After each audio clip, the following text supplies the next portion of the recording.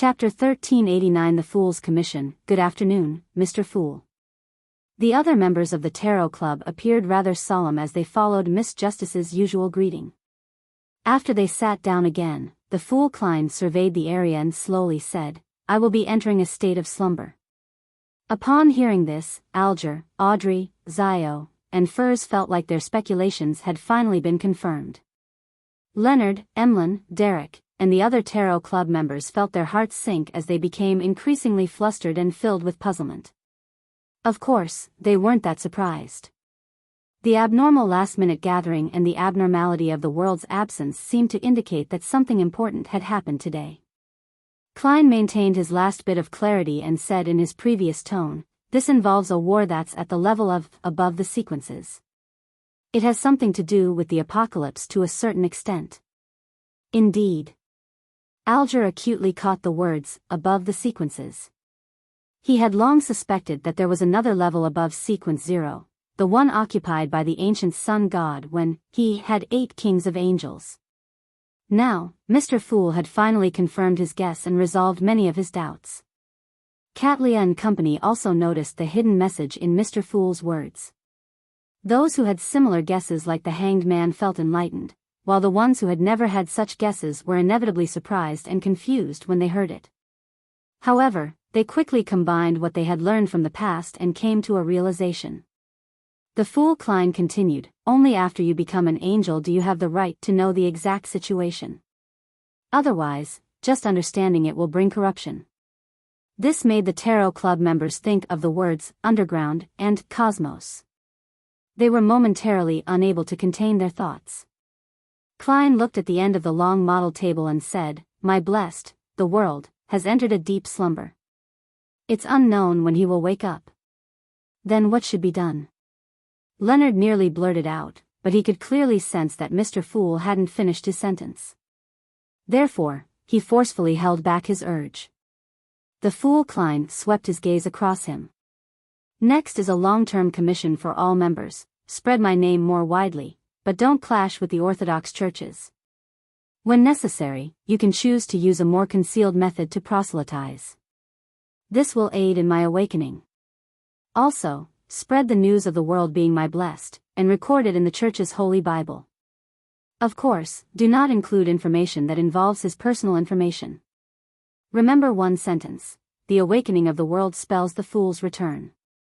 Klein wanted to increase his number of anchors. This might be useful in the battle with the Lord of the Mysteries in his dream.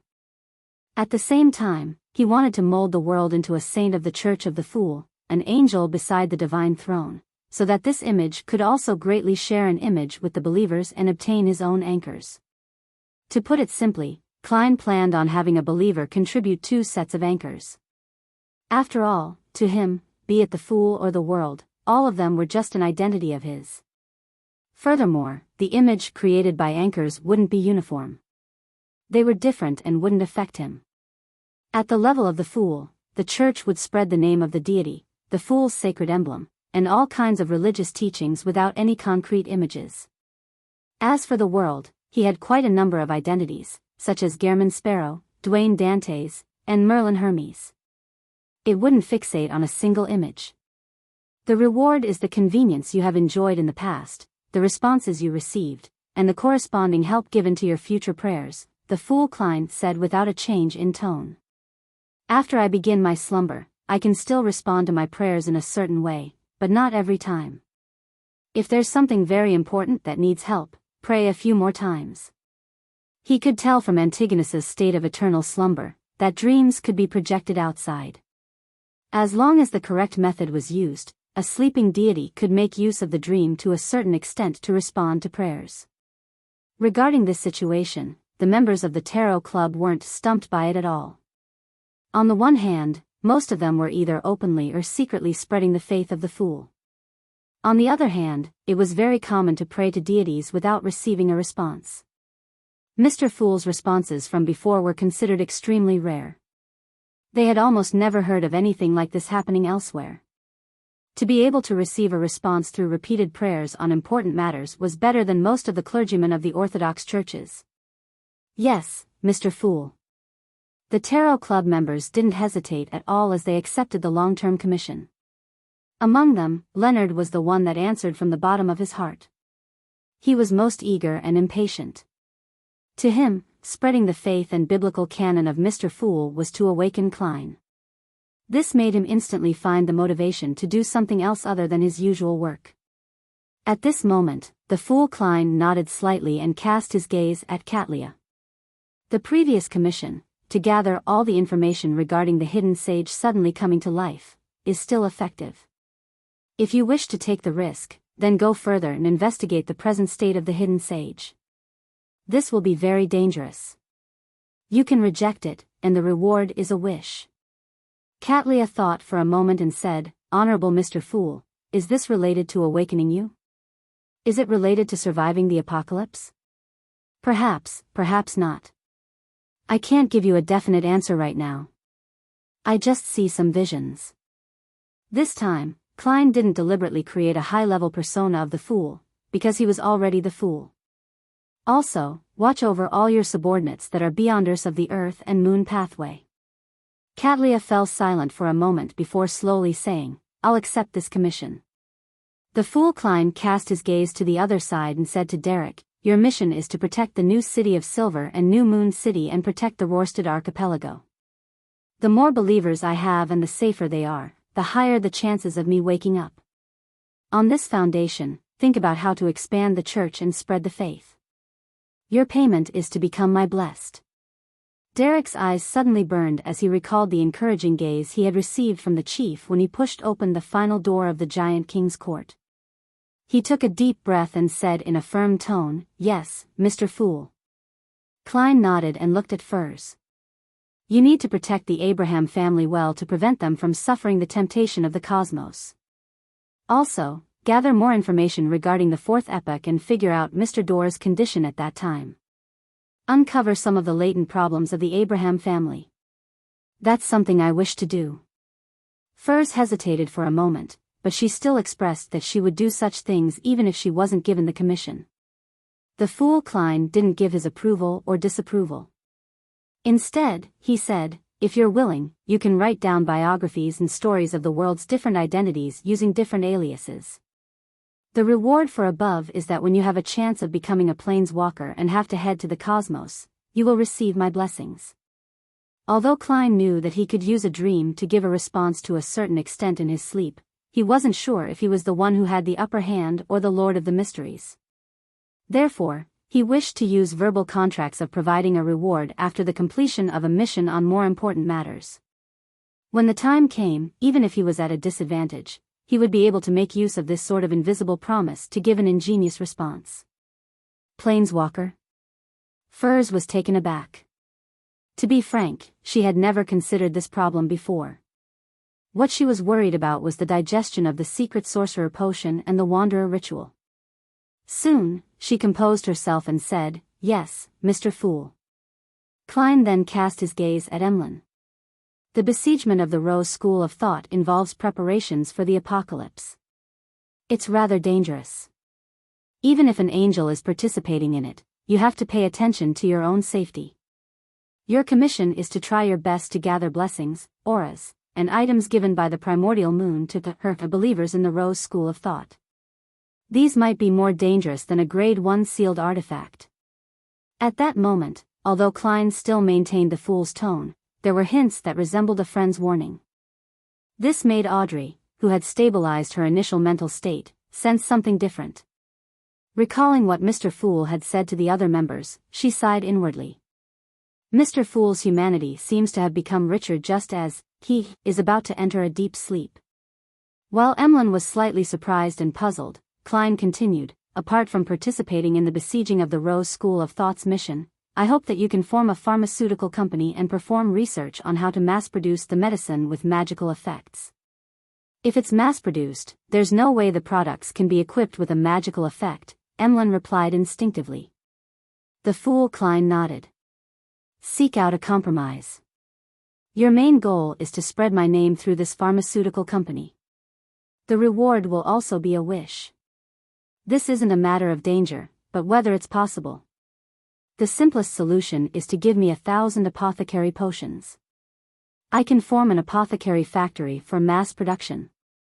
Emlyn mumbled inwardly before replying seriously, yes, Mr. Fool. Klein looked to the other side and said to Zio, the apocalypse is approaching. Be it the Red Priest or the Demoness pathways, they will become active. Your mission is to rely on the official factions to investigate the whereabouts of the 3 sequence 1 Beyonder characteristics and the uniqueness of the Red Priest pathway. If there's a chance, find a clue to confirm the primordial Demoness' present condition. It's very dangerous. Klein didn't mention the payment, because he had already paid for it. Zio had her wish fulfilled by holding a ritual and becoming a sequence 4 imperative mage. As for the 3 sequence 1 Conqueror Beyonder characteristics of the Red Priest pathway, Klein had previously learned that one was in the hands of the Sauron family, the former Intis royal family, the other in the hands of the Faceax Einhorn royal family, and the other was in the hands of the Loans Augustus royal family. Later, as a reward, it was given to the Demoness sect. Of course, this was only a preliminary answer. The corresponding situation could very well have changed. The Sauron family had already been in decline since Rozel's era. It might not necessarily be able to keep the Conqueror's Beyonder characteristic or corresponding sealed artifact under its control. Klein even suspected that it might have been obtained by the Iron and Blood Cross Order. The failure of the war had significantly damaged the Einhorn family. Klein didn't rule out the possibility of the death of a high-level angel or the loss of a Grade 0 sealed artifact. The location of the Conqueror Beyonder characteristic that the Augustus family gave to the Demoness sect was currently the clearest. However, Klein knew that the Red Angel evil spirit, Sauron Einhorn Medici, had been eyeing it all this time. Perhaps he had succeeded, or perhaps he was carrying out whatever plans he had. There were no clues to the corresponding Red Priest uniqueness at the moment. The last time the mysterious world knew of it was at the end of the 4th epoch, during the Pale Disaster. 1390 Questions and Answers. Zio had always been looking forward and uneasy as to what her mission was. She looked forward to it because she had already chosen to accept Mr. Fool's gift, so she definitely had to pay the corresponding price. Knowing the mission earlier allowed her to prevent unnecessary second-guessing due to the unknown, guesses that only led to greater fear. She was uneasy because she knew that the remuneration she received was too generous. She believed that the final mission wouldn't be simple and would definitely be filled with danger. At that moment, after hearing Mr. Fool's words, her heart finally settled. At the same time, she secretly heaved a sigh of relief. Investigating the 3 sequence 1 Beyonder characteristics and the uniqueness of the Red Priest pathway and their locations, and even confirming the present state of the primordial Demoness was indeed very dangerous. It was a mission that would result in a terrifying corruption if she wasn't careful, but it was at least better than snatching the uniqueness and sequence 1 Beyonder characteristics or directly facing the primordial Demoness. If it were the latter, even with the official factions supporting her, Zio didn't think that she could accomplish it. All she could do was write a will, ready to sacrifice herself at any moment. And if it was just the former, she could use a more roundabout method to obtain the information. She didn't need to encounter powerful existences with high statuses. As a Sequence 4 demigod, Zio was confident. Without any hesitation, she immediately replied, "Yes, Mr. Fool." The Fool Klein had planned on looking to the other side. After some consideration, he added, "Be careful of Bansi."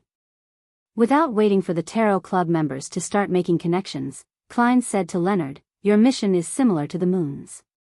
During the besiegement of the Rose School of Thought, gather blessings, auras, and items from the Mother Tree of Desire from their members.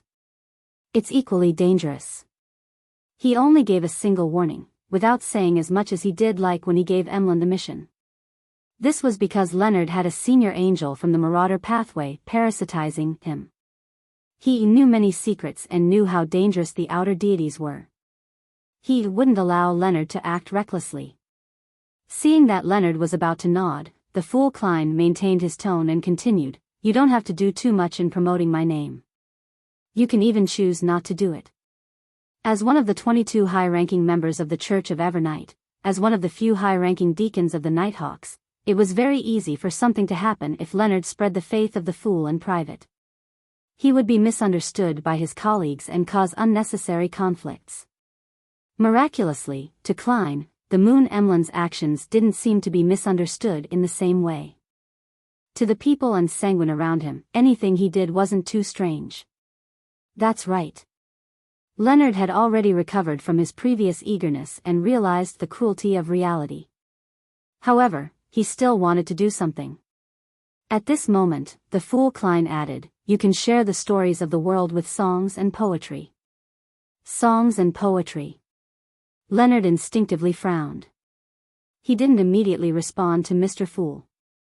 Klein then said, "Other than that, try your best to raise your own level to prepare for the apocalypse. The reward for all the missions is a wish."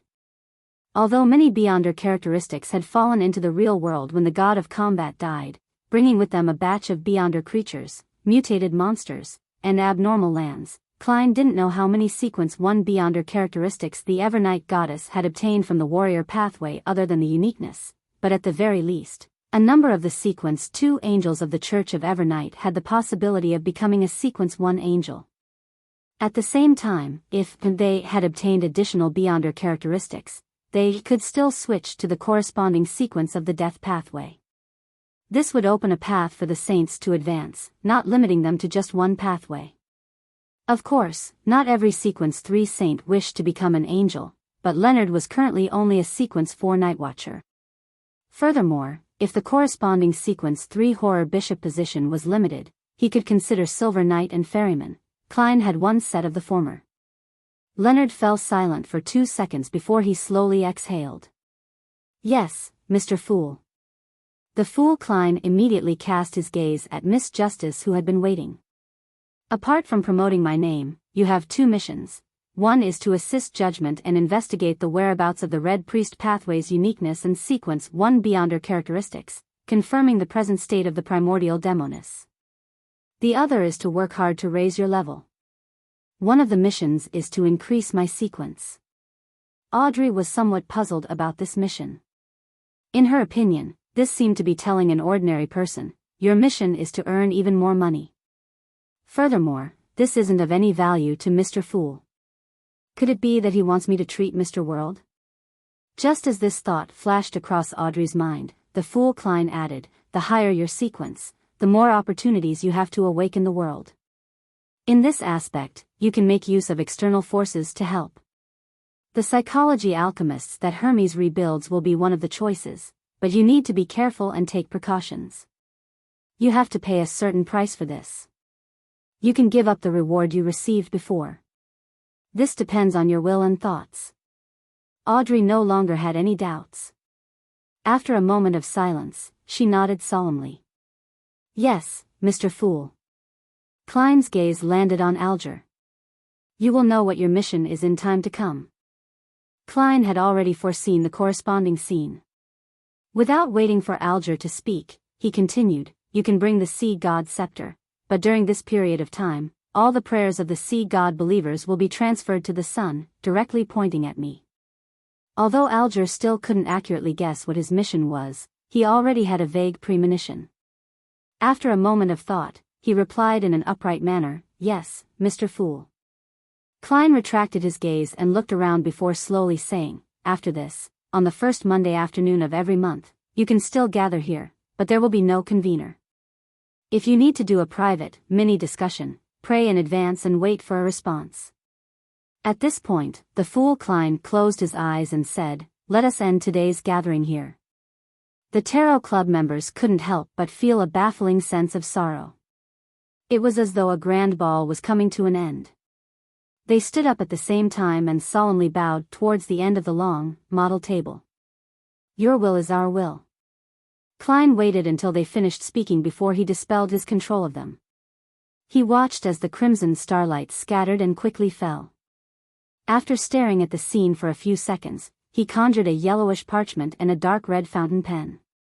After some thought, Klein simply wrote, "Dear Mr. Azek, due to some complicated reasons, I might be sleeping for a long time. I'm sorry, but I might not be able to write a letter to you for a long time." With just that sentence, Klein stopped and made the pen disappear.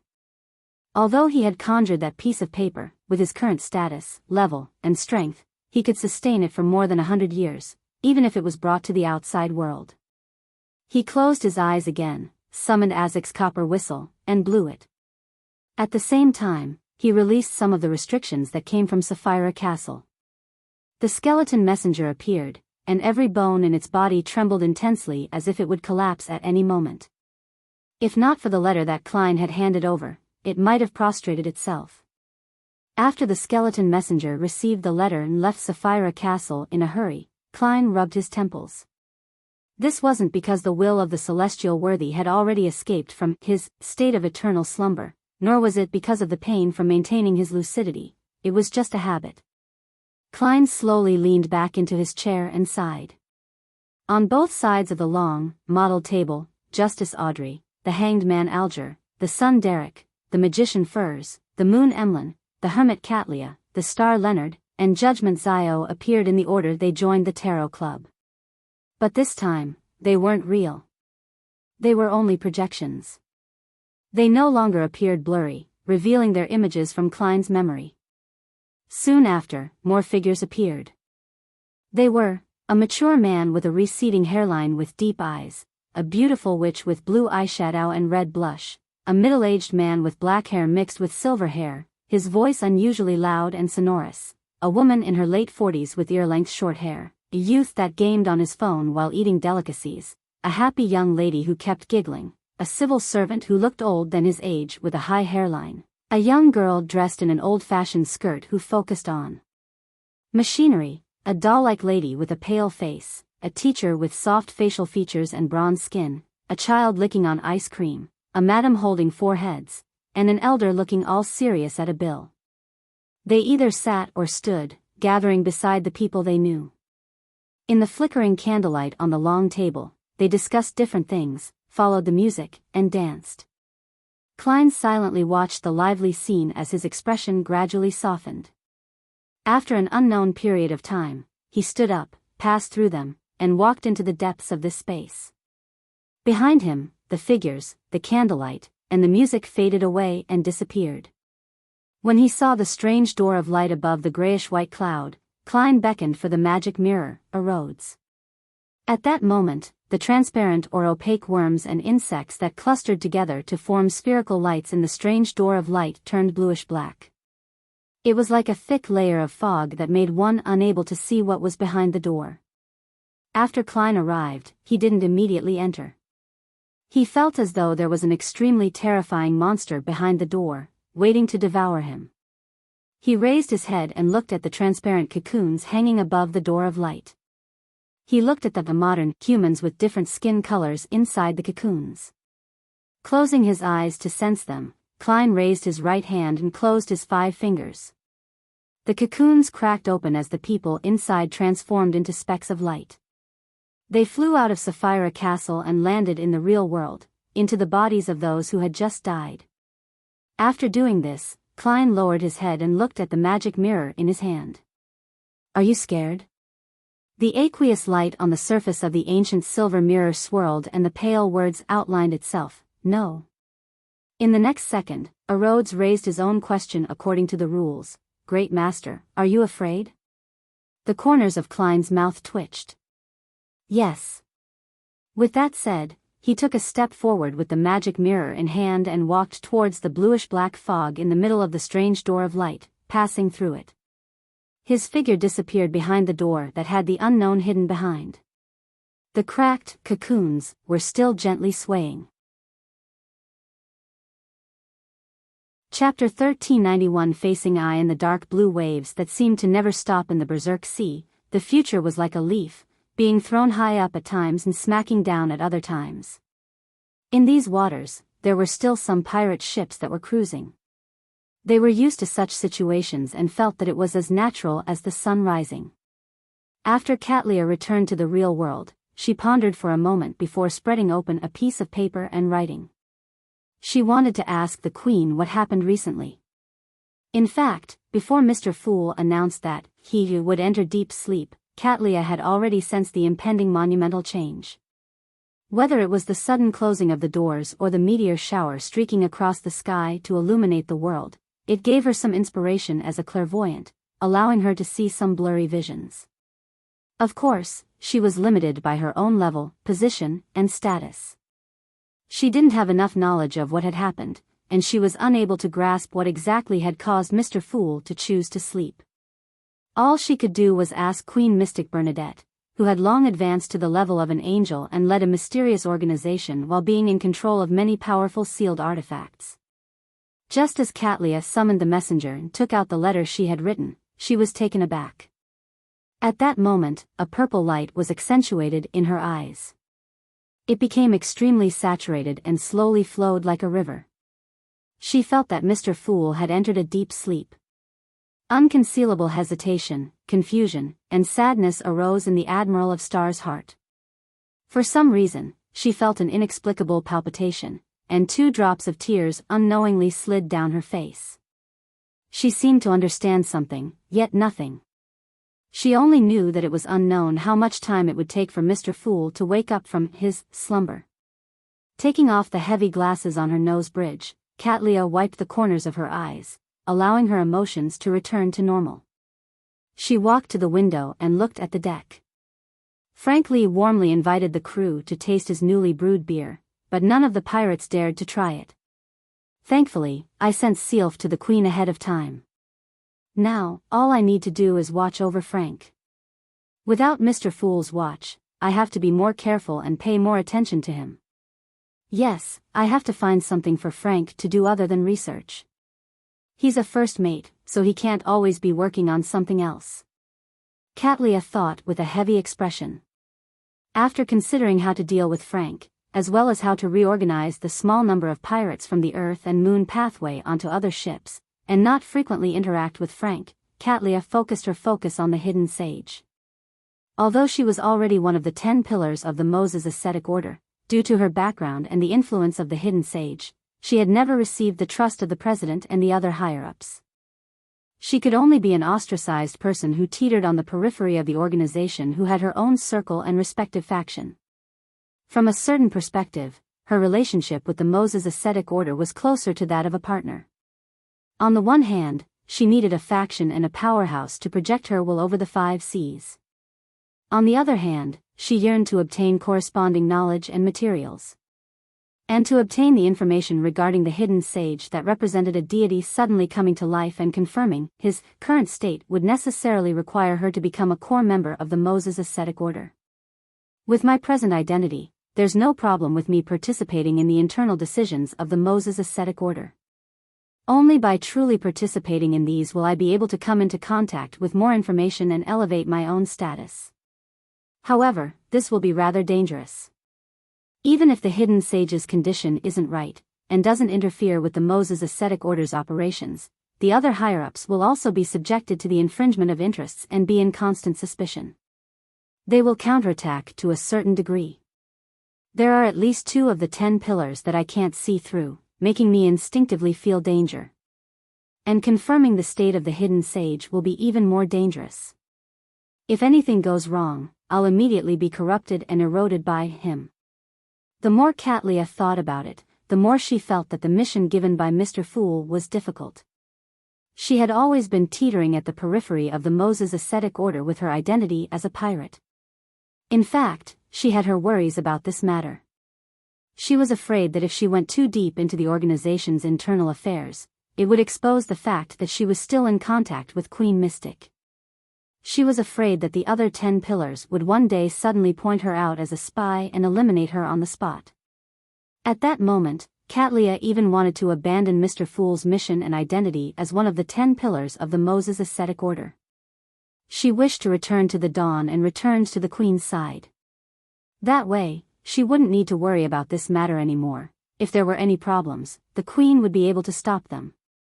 Ever since she left the dawn, she had to shoulder everything by herself. Catlia had always felt exhausted as her shoulders remained heavy. However, this thought was quickly given up by Catlia. She sighed softly.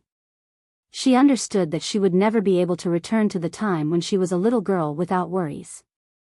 She wasn't only responsible for her own life, but also the fate of Frank, Heath, Nina, and the other crew members. Furthermore, she had predicted the arrival of the apocalypse. She hoped that she could become the Queen's most powerful helper and do something for this world. Katlia closed her eyes and muttered to herself, then face it. To truly integrate into the Moses ascetic order and gather the relevant information. After making this decision, Katlia no longer concealed her strength. She raised her hands and used a fairy tale magic.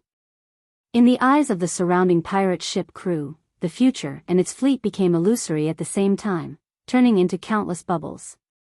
The bubbles reflected a dreamy color under the light's illumination. Then, they slowly melted into the sea. Just like that, the future and its fleet disappeared from everyone's eyes. Many knowledgeable pirates were first shocked and stunned. Then, they had a thought: a new queen over the seas has been born. Queen of Stars. Backlund, in a particular house. Zio, who had yet to sort out her thoughts after returning to the real world, saw Furza's figure appear in front of her as she shouted, "That mission of yours is too dangerous." Zio was taken aback as she instinctively pointed out a problem. "You didn't knock." This was the worst part of living together with a demigod of the apprentice pathway. Furz first reflected on herself for a second before confidently saying, "You didn't close the door." She pointed at the ajar bedroom door. "I actually didn't close the door." "That's right. This was a last-minute gathering. I wasn't prepared for it before the matter." Zio opened her mouth, but she couldn't say a word. Both of them looked at each other speechlessly for a long time, but none of them broke the silence. Finally, Furz decided to forget the accusation and focused on the mission itself. A mission that involves Sequence 1 and a uniqueness is too dangerous. With that said, she recalled that Zio had already accepted Mr. Fool's gift. Her eyes reddened uncontrollably as she couldn't help but mumble, "Remember to get my help. At the very least, I can help you escape." To them, the things they experienced before had involved very few matters at the Sequence 1 level. Apart from Mr. Fool and the world Gehrman Sparrow, at most it was them being watched by he who must not be named.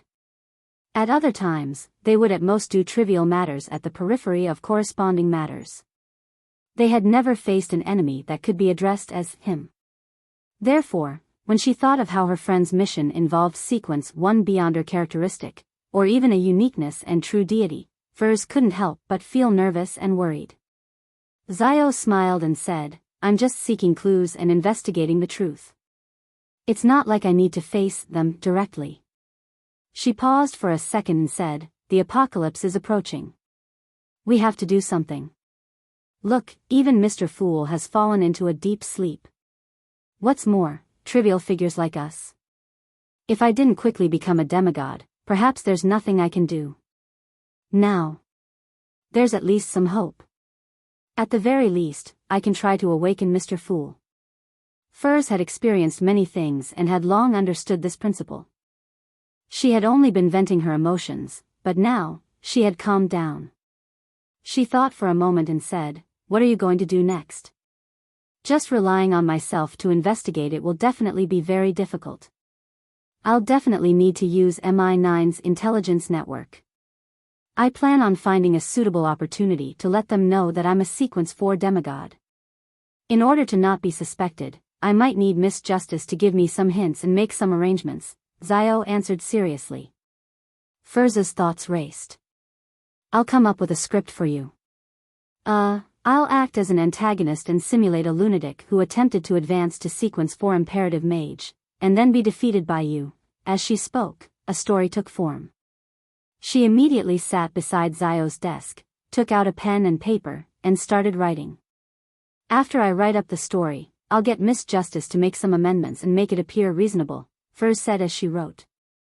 As a secret sorcerer, there was no doubt that she could prevent their conversation from leaking out. Zio thought for a moment and said, "Isn't your most important task now to write the biographies and stories?" That's simple. I've already thought of plenty of scenes, and there's a lot of material on my mind." "No, nothing of that sort." After muttering a few words, Furz placed all her focus on writing a script for Zio so as to gain MI9's approval.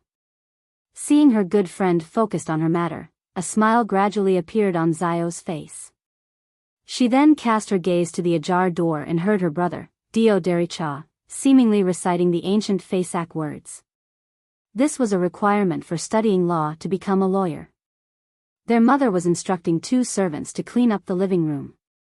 Their voices reached Xiao's ears, and her expression gradually became firm. Although she had no idea what would happen when she faced the Mi-9 brass, and even though she would encounter unknown dangers when completing Mr. Fool's mission, as well as the unknown future during the dawn of the apocalypse, Xiao knew that if she didn't do anything or take on certain risks and just enjoyed the pleasant times with her family just like that, she would ultimately be drowned by the floods like most people who were unprepared. And now, there was at least a path filled with brambles, one that had a glimmer of light at the end of it. It needed the realization of sacrifice, and to grasp it with courage. Chapter 1392. Yesterday no more in a room beside the Evernight Cathedral in the southern continent, East Balam, Leonard's consciousness returned to the real world. After a few seconds of silence, he picked up the cup of coffee that had turned cold and took a sip. The bitter taste filled his mouth, gradually waking his mind up. "Old man, what happened today?" Finally, Leonard couldn't help but ask. After a moment of silence, Palaz Zoroast replied wistfully, "Error has perished." Error. Leonard almost didn't realize which existence Old Man was referring to. In the next second, he couldn't hide his astonishment as he nearly forgot to whisper, "Amon?" This was a standard true god. Yes. Palaz Zoroast's voice sounded like he had aged considerably. To be precise, Amon's main body perished. Leonard wasn't in the mood to distinguish the subtle meaning behind Old Man's words. He asked in disbelief, "Why was there no sign of it?" He had witnessed the phenomena before and after the god of combat died. He knew that it was a change that would affect the entire world and bring about many terrifying monsters and dangerous regions. And just now, the only 2 abnormalities were the doors and windows suddenly closing, and him seemingly forgetting something. In reality, the latter wasn't strange at all. Most people would encounter something similar during their daily lives. Palaz Zoroast's tone sank. He should have perished in Sapphira Castle. Sapphira Castle? Leonard was shocked. The venue of the gathering he had just attended was inside Sapphira Castle. A war between gods has just erupted there. Amon actually infiltrated Sapphira Castle? Amidst Leonard's thoughts, his expression gradually turned solemn. "Old man, Mr. Fool was injured because of this and had no choice but to enter a state of slumber?" "Is he about to enter a state of slumber?" Palaz Zoroast asked in return. He didn't seem to be too surprised about this. Leonard tersely acknowledged. "The reason he summoned us today was because of this matter." Palaz Zoroast fell silent for a few seconds before saying, "His choice to enter a state of slumber is indeed related to the previous battle of gods and Amon's infiltration, but it's not because of injuries, but because of corruption." "Corruption?" Leonard blurted out in surprise. Even at Mr. Fool's level, irreversible corruption can still be encountered by him? Palaz Zoroast regained his previous poignant tone, "Everything has godhood. By relying on godhood to become a powerhouse, one can never escape the shackles of godhood. On this point, it's the same for you and me. Likewise for the fool. Perhaps he shouldn't be called the fool anymore. He is equivalent to half of Lord of the Mysteries." Lord of the Mysteries. Regarding the problem of the mental imprint in a beyonder characteristic, Leonard indeed had a deeper understanding of it than demigods at his level. However, he still had several holes in the knowledge on this matter. Even though he had heard Old Man mention the term Lord of the Mysteries, he didn't understand what it meant. However, at present, he could confirm that Mr. Fool's level had transcended sequence 0 according to Mr. Fool's words during the gathering, and what Old Man had just said, his strength was enough to kill a true god. Leonard cleverly didn't probe further. He changed the topic in a deep voice, "Old Man, why is Klein sleeping as well? Are you able to wake him up as soon as possible?" Palaz Zoroast's tone was somewhat odd. How could an old and weak angel like me know about matters at the level of gods? As for the awakening, even the fool has no better solution, much less me." Leonard remained silent for a moment. He picked up his coffee cup and took another sip. After a while, he asked hesitantly, "Old man, do you have any way of stealing the artistic flair of others?" Palaz Zoroast scoffed. "The definition of artistic flair is vague with no clear categorization. There's no way to steal it. However, if you change it to natural talent, there's a way." Forget it. Leonard ultimately couldn't do anything about stealing the natural talent of others to help him resolve his problem. Palaz Zoroast added with a smile, "If you can't accept this method, then you can find a natural talent that you want of someone who's very poor. Make a deal with him and give him the money he wants to exchange for the corresponding natural talent." "It's a little like a deal with the devil," Leonard commented objectively. Palaz Zoroast chuckled and said, "There's another simple solution. That is to spend money to hire naturally talented people to help you resolve the corresponding problems." "Old man, why didn't you say so earlier?" Leonard instantly saw hope. Palaz Zoroast scoffed. "You didn't manage to think of something that simple? I thought you had eliminated this option before consulting me." Leonard ignored old man's mockery. After some serious thought, he felt that this idea was indeed feasible. However, he soon felt a little guilty and uneasy, as if he was avoiding his responsibility. "Regarding this matter, I still have to do something personally. Apart from inviting someone to write songs and poems, I have to write a little." With this in mind, Leonard suddenly stood up and walked to the door. "Where are you going?" Palaz Zoroast asked in surprise. Leonard frowned slightly as he said firmly, "I'm going to the nearby bookstore to buy some poem anthologies." Ever since he advanced to Nightmare, he had given up the collection of poems he had bought in the past, making most of them nothing but decorations. When he became a spirit warlock, he began to collect poem anthologies that were suitable for some spirits to read, allowing him to chant the appropriate parts in a battle to create beyonder effects that worked in concert with him. Therefore, when he came to the southern continent, he didn't bring a single poem anthology book. He only remembered a few of those that he often used in the past. "I never expected that, after becoming a high-ranking deacon, would need to read poem anthologies again." Leonard sighed inwardly as his steps became firmer. Palaz Zoroast had never imagined that Leonard's next step would be to buy poem anthologies. After a while, he probed, "Is this an order from the fool?" "Yes, for promoting the corresponding legendary stories," Leonard answered simply as he opened the door and walked out. Palaz Zoroast fell silent once again before saying, "Apart from writing poems, you have to pay more attention to the besiegement of the Rose School of Thought." Leonard walked down the stairs and entered the streets. He looked at the pedestrians and nodded gently. "Yes." At that moment, as he walked towards the bookstore, he felt as though he had returned to Tingen, back to the time when he was still a midnight poet. At that time, he had also walked along the bustling streets, preparing to buy a copy of Classical Poems Anthology of the Lone Kingdom and Selected Poems of Roselle.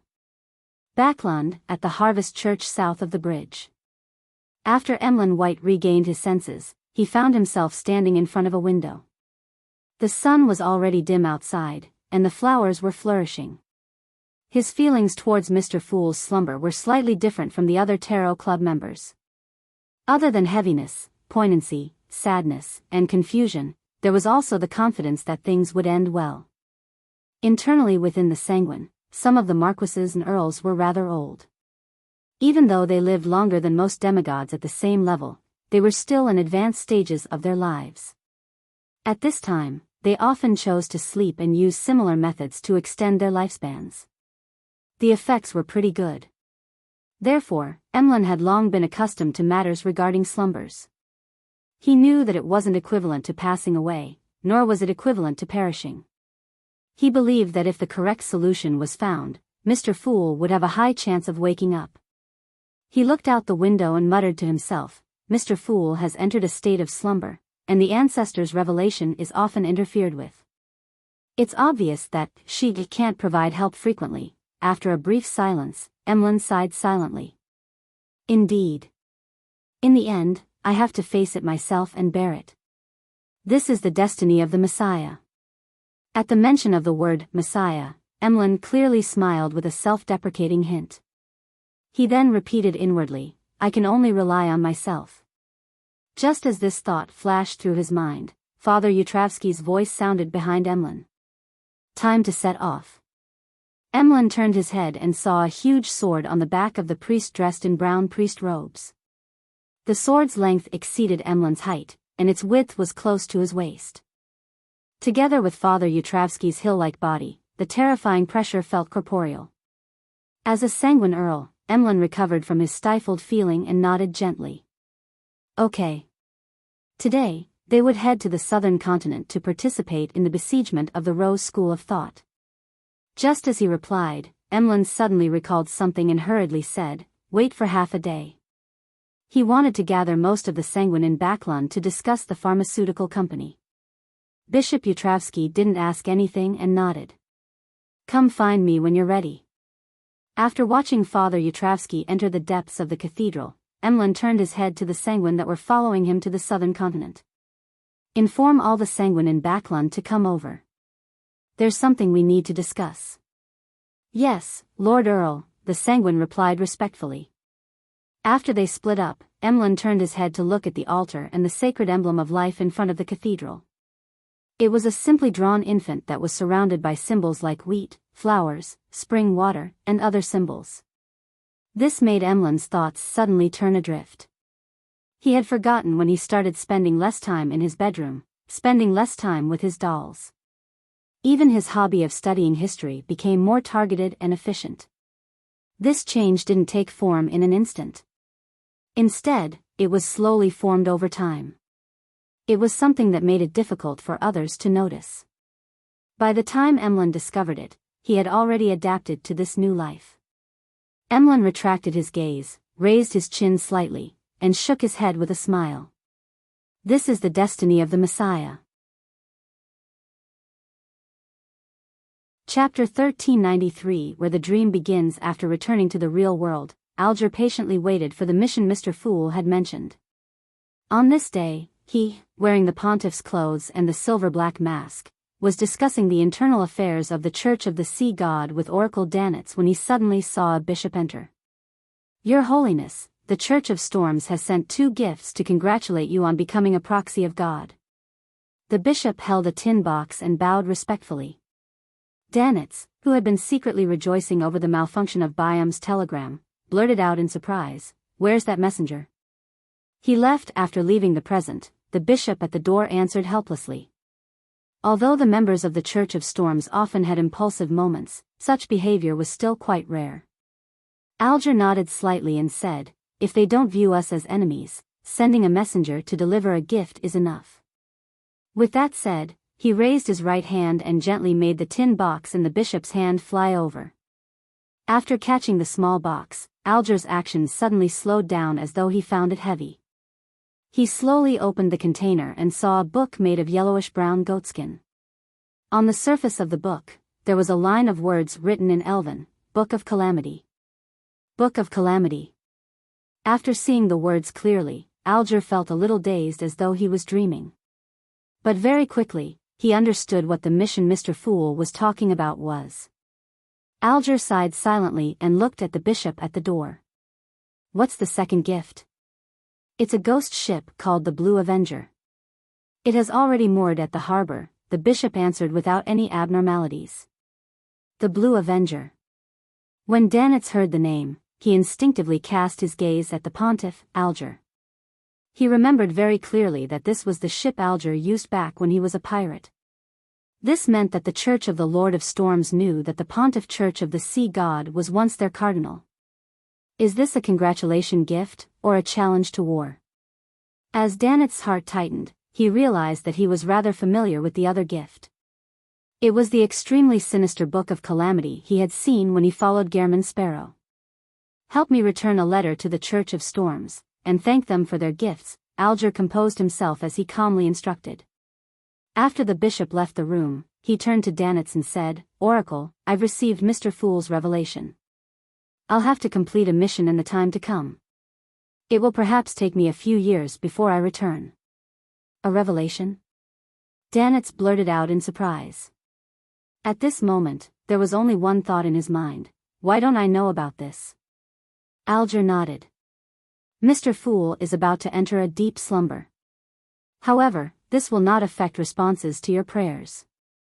Danitz was so shocked that he couldn't speak. Alger continued, Gehrman Sparrow has also entered a state of slumber.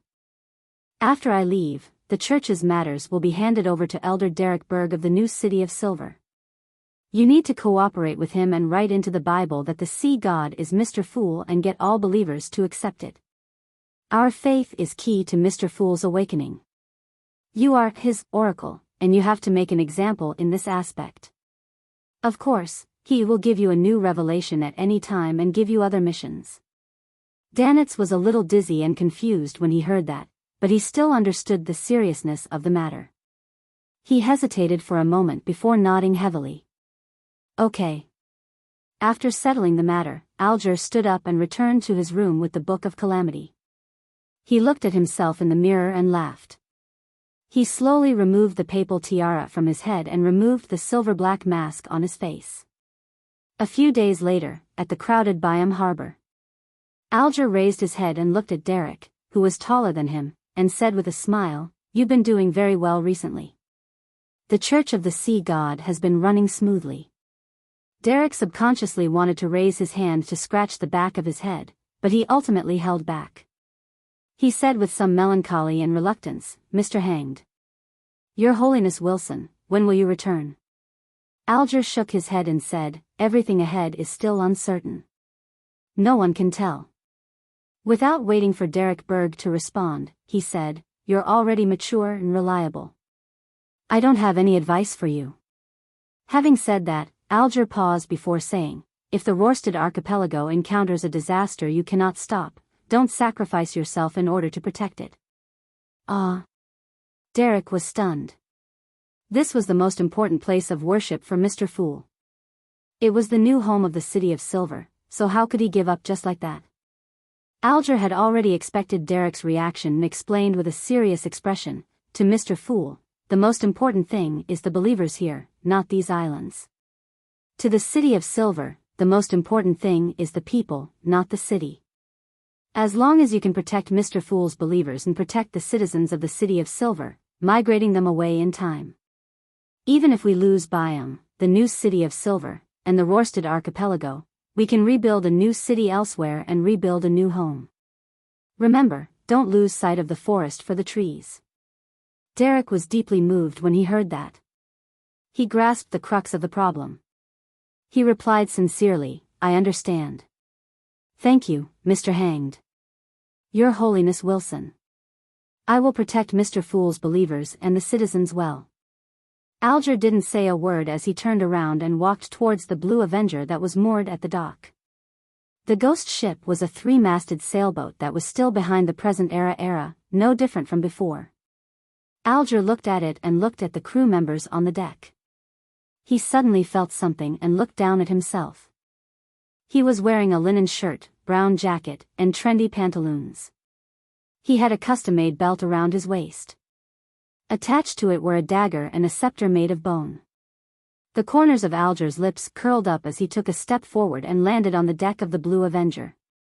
He then turned his head to look at the boundless blue sea, raised his right hand and said in a deep voice, Set sail. Backlund, Empress Borough, inside the Hall family's luxurious mansion. Audrey sat on a comfortable sofa and watched her father, Earl Hall, her brothers, Hibbert and Alfred, discuss the recent developments of the kingdom. She watched as her mother Lady Caitlin constantly convened the butler and footmen to make final preparations for the ball. She didn't say a word. She wore a faint smile as she quietly observed this common scene in her daily life. After some time, Earl Hall smiled and looked over. What is our little princess thinking about? Audrey pursed her lips and replied with a faint smile, Guess. I'm guessing you're thinking about which dress you'll be wearing today, and what kind of hair and makeup you'll be matching it with, Hibbert said casually on behalf of his father. Audrey smiled and said, Correct, but there are no rewards. She slowly stood up and said to her parents and brothers, "I'm going upstairs to change into my gown." Earl Hall smiled and nodded. "There's no hurry. Everyone believes that you're worth the wait."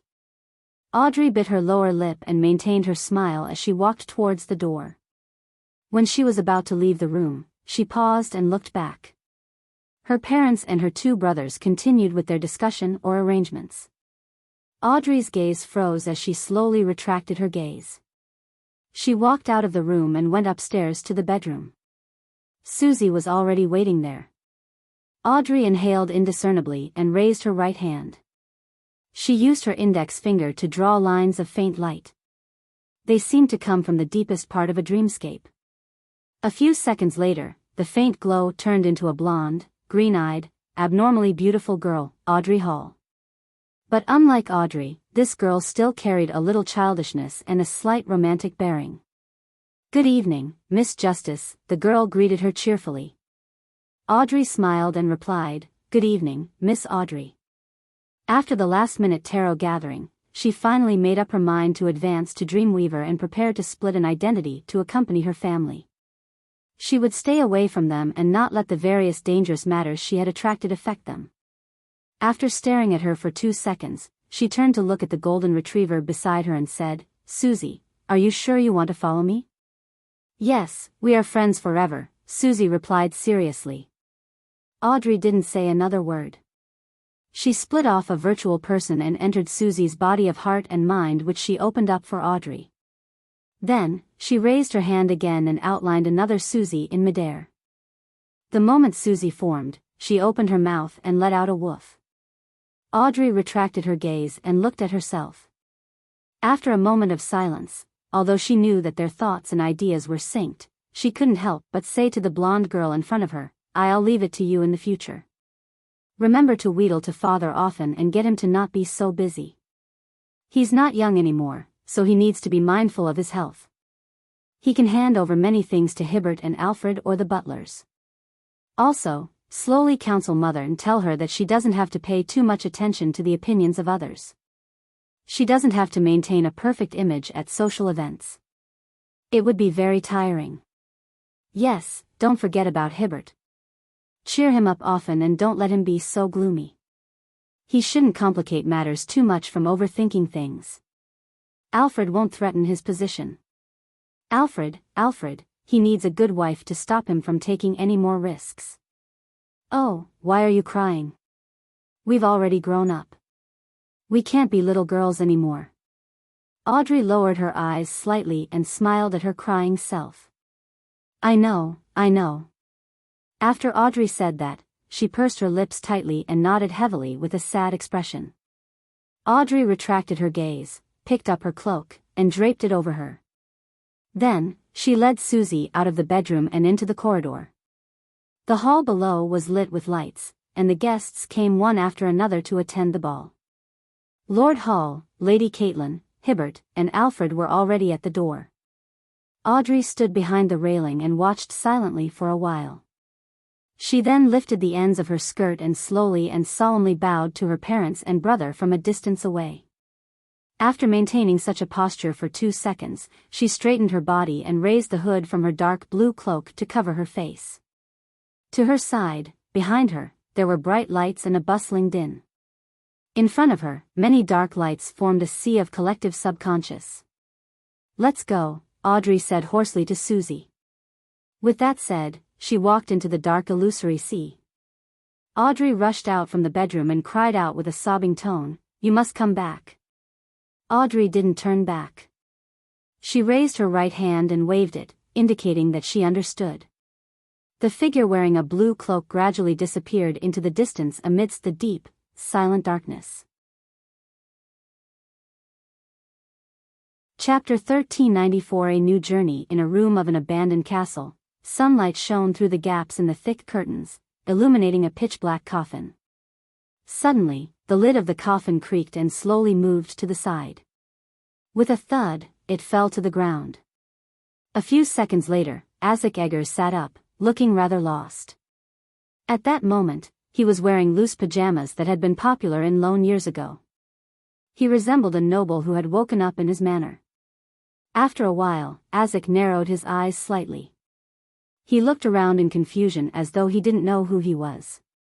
He then saw the brilliant sunlight that penetrated through the cracks and saw the dust dancing in the sunlight. He saw letters scattered on the table, ground, and coffin lid around him. They were like giant snowflakes that blanketed half the area. Azek got out of the coffin. With a puzzled expression, he bent down to pick up a letter and began reading. As he read, the confusion on his face disappeared a little, as if he had remembered many things from the past. Azek immediately found a chair and sat down, allowing all the letters to fly in front of him to stack up like a mountain. He opened the letters one by one, reading them one after another. There would be pauses in between as he fell deep in thought, as if he was seriously recalling something. The sunlight that passed through the gap in the curtains gradually dimmed. After a long time, it shone inside again. At that moment, Azek finally finished reading all the letters and completed the long contemplations that resembled cogitation. He looked at the letters that had been stacked on the table and slowly let out a long sigh. Following that, he took out a piece of paper, a fountain pen, and some ink that he could still use. He wrote with a warm expression, "I've already woken up and received all your letters. They made me recall who I am and who you are. I also remember many memories of the past. Your experiences, no matter how complicated and exciting, have exceeded my imagination. It also makes me understand some of the problems that previously plagued me. I can feel your joy, your exhaustion, your faith in life, and the heavy responsibility that you have borne from your letters. I can roughly guess why you ultimately made that choice. If it were me, I might not even be able to make such a decision. From the beginning, you've been a guardian. You mimicked others until you were mimicked by others. Next, I will begin a journey to pursue the past and witness the changes in this world. You seem to still be asleep, but it doesn't matter.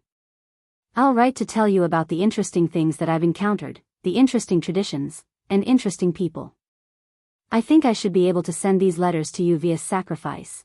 The tip of the golden pen reflected the sunlight as it rustled on the white piece of paper, continuously penning down more content. Backlund, in a solarium of a terrace house. Melissa walked in with a girl who was clearly less than 10 years old. "Aunt Melissa, why here?" the little girl asked, puzzled. All the stories I heard had mysterious rituals held in the basement. With her hair tied up, the bespectacled Melissa smiled and said, "Those are unconventional mysticism rituals." She pointed at the altar that had been set up and the unlit candles and said, "You may begin." "Really?" The little girl tilted her head to look at the bright sunshine outside the window. "Do we need to draw the curtains?" "There's no need. It's pretty good this way." After Melissa answered, she smiled at the little girl while she awkwardly mimicked her usual method of holding rituals in a clumsy and unfamiliar manner. During this process, she would instruct her from time to time and even personally help her to complete the pre-ritual preparations. "All right, repeat after me." Melissa took a deep breath as her expression gradually turned staid. "Yes, yes." The little girl tried her best to appear stern. Melissa looked at the candle flames on the altar for a few seconds before slowly reciting in ancient Hermes, "The fool that doesn't belong to this era, the pool that done belong to dis Ella." The little girl had never learned ancient Hermes before. Although she tried her best to imitate her aunt, she still didn't know what she was saying. The mysterious ruler above the gray fog, Melissa continued reciting. "Demesterwes luler apove the gray pog," the little girl recited in all seriousness. "The king of yellow and black who wields good luck." After Melissa finished reciting, the candle at the end didn't wait for the little girl to imitate her. It immediately burgeoned to the size of a human head. In the large flame, a slippery tentacle with a somewhat sinister pattern extended out in an indiscernible manner. It was extremely slow. The little girl was stunned. She retreated and hid behind her aunt. Melissa pursed her lips and said with a gentle smile, "Don't be afraid, go greet him." The little girl timidly poked her head out from behind her aunt and saw the terrifying, slimy tentacle gently swaying in the brilliant sunlight that shone through the windows. It seemed to be attempting to swat away the dust or was waving at her. "Go, don't be afraid," Melissa repeated. The little girl finally mustered her courage and stood in front of the altar. She recited the incantations she had just invented before revealing a sincere smile and raised her palm. The slippery tentacle whose patterns had disappeared paused for a few seconds. It seemed hesitant and somewhat out of practice. Then, it raised its head and curled up slightly, lowering itself inch by inch. Amidst the sunlight, it high-fived that tiny palm. The end. Chapter 1395 An Ordinary Person's Daily Life 1/8, You have a chance to meet His Holiness. Barton heard a man in a dark blue bishop robe say to him. No matter how hard he tried, the other man's face was indiscernible. It felt like his face was covered with a gray, blurry gas. Of course, this wasn't an important matter. As a devout believer of the Lord, it was definitely the greatest honor for Barton to meet a proxy of Him. This made him so excited that he couldn't say a word. His body trembled as he followed the bishop to the back, entering the hall one step at a time. Barton couldn't describe the hall in detail either.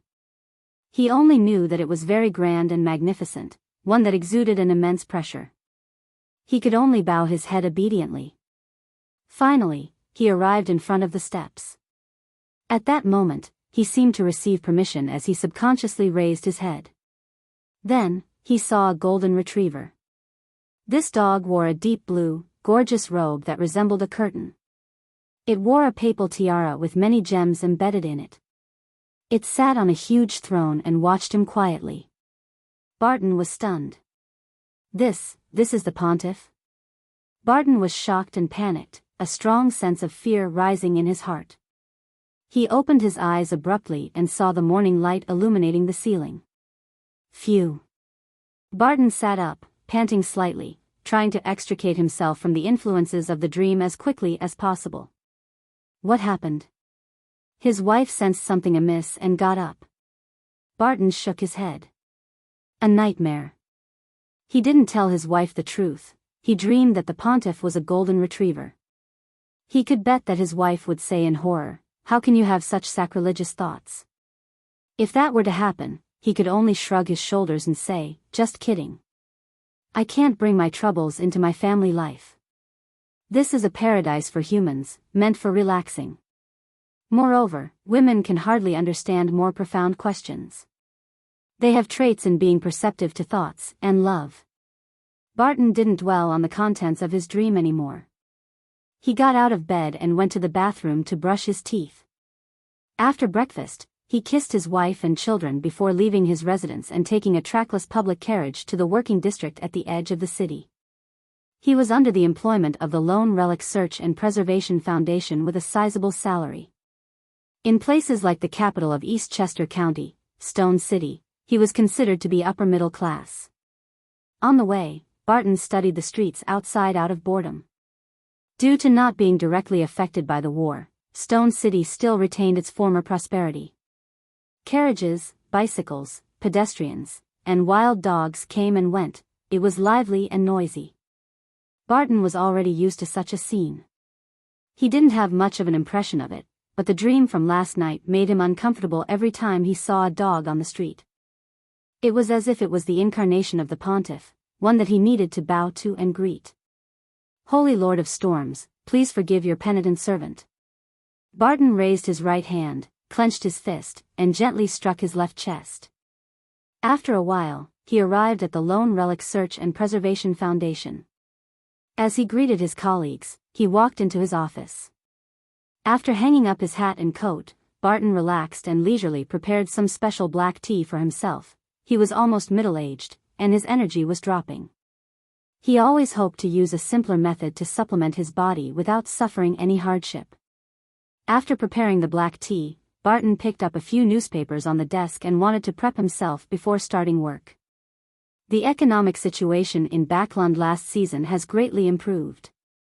Another pirate at the level of king has appeared in the Sonia Sea and the Berserk Sea, Queen of Stars. Desi Bay Fruits Trade Fair. After reading the newspaper slowly, Barton took a sip of black tea and started his work. A letter from Vernal? Barton found a letter from an old friend as he examined the documents on his table. He was an archaeologist who had a close relationship with the Lone Relic Search and Preservation Foundation. Barton immediately took out a letter cutter, took out the letter, and read it seriously. "My dear friend, my students and I found some interesting ruins in the mountains of Civilaus County.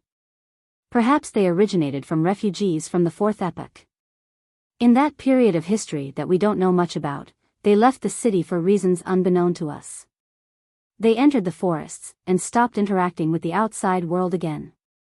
They existed in the form of a tribe.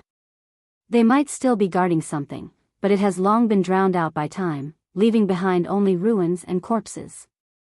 My students and I will excavate this place while employing conservation practices. We hope to find something more useful that can help us restore the history of the Fourth Epoch. I wonder if your foundation is interested in this.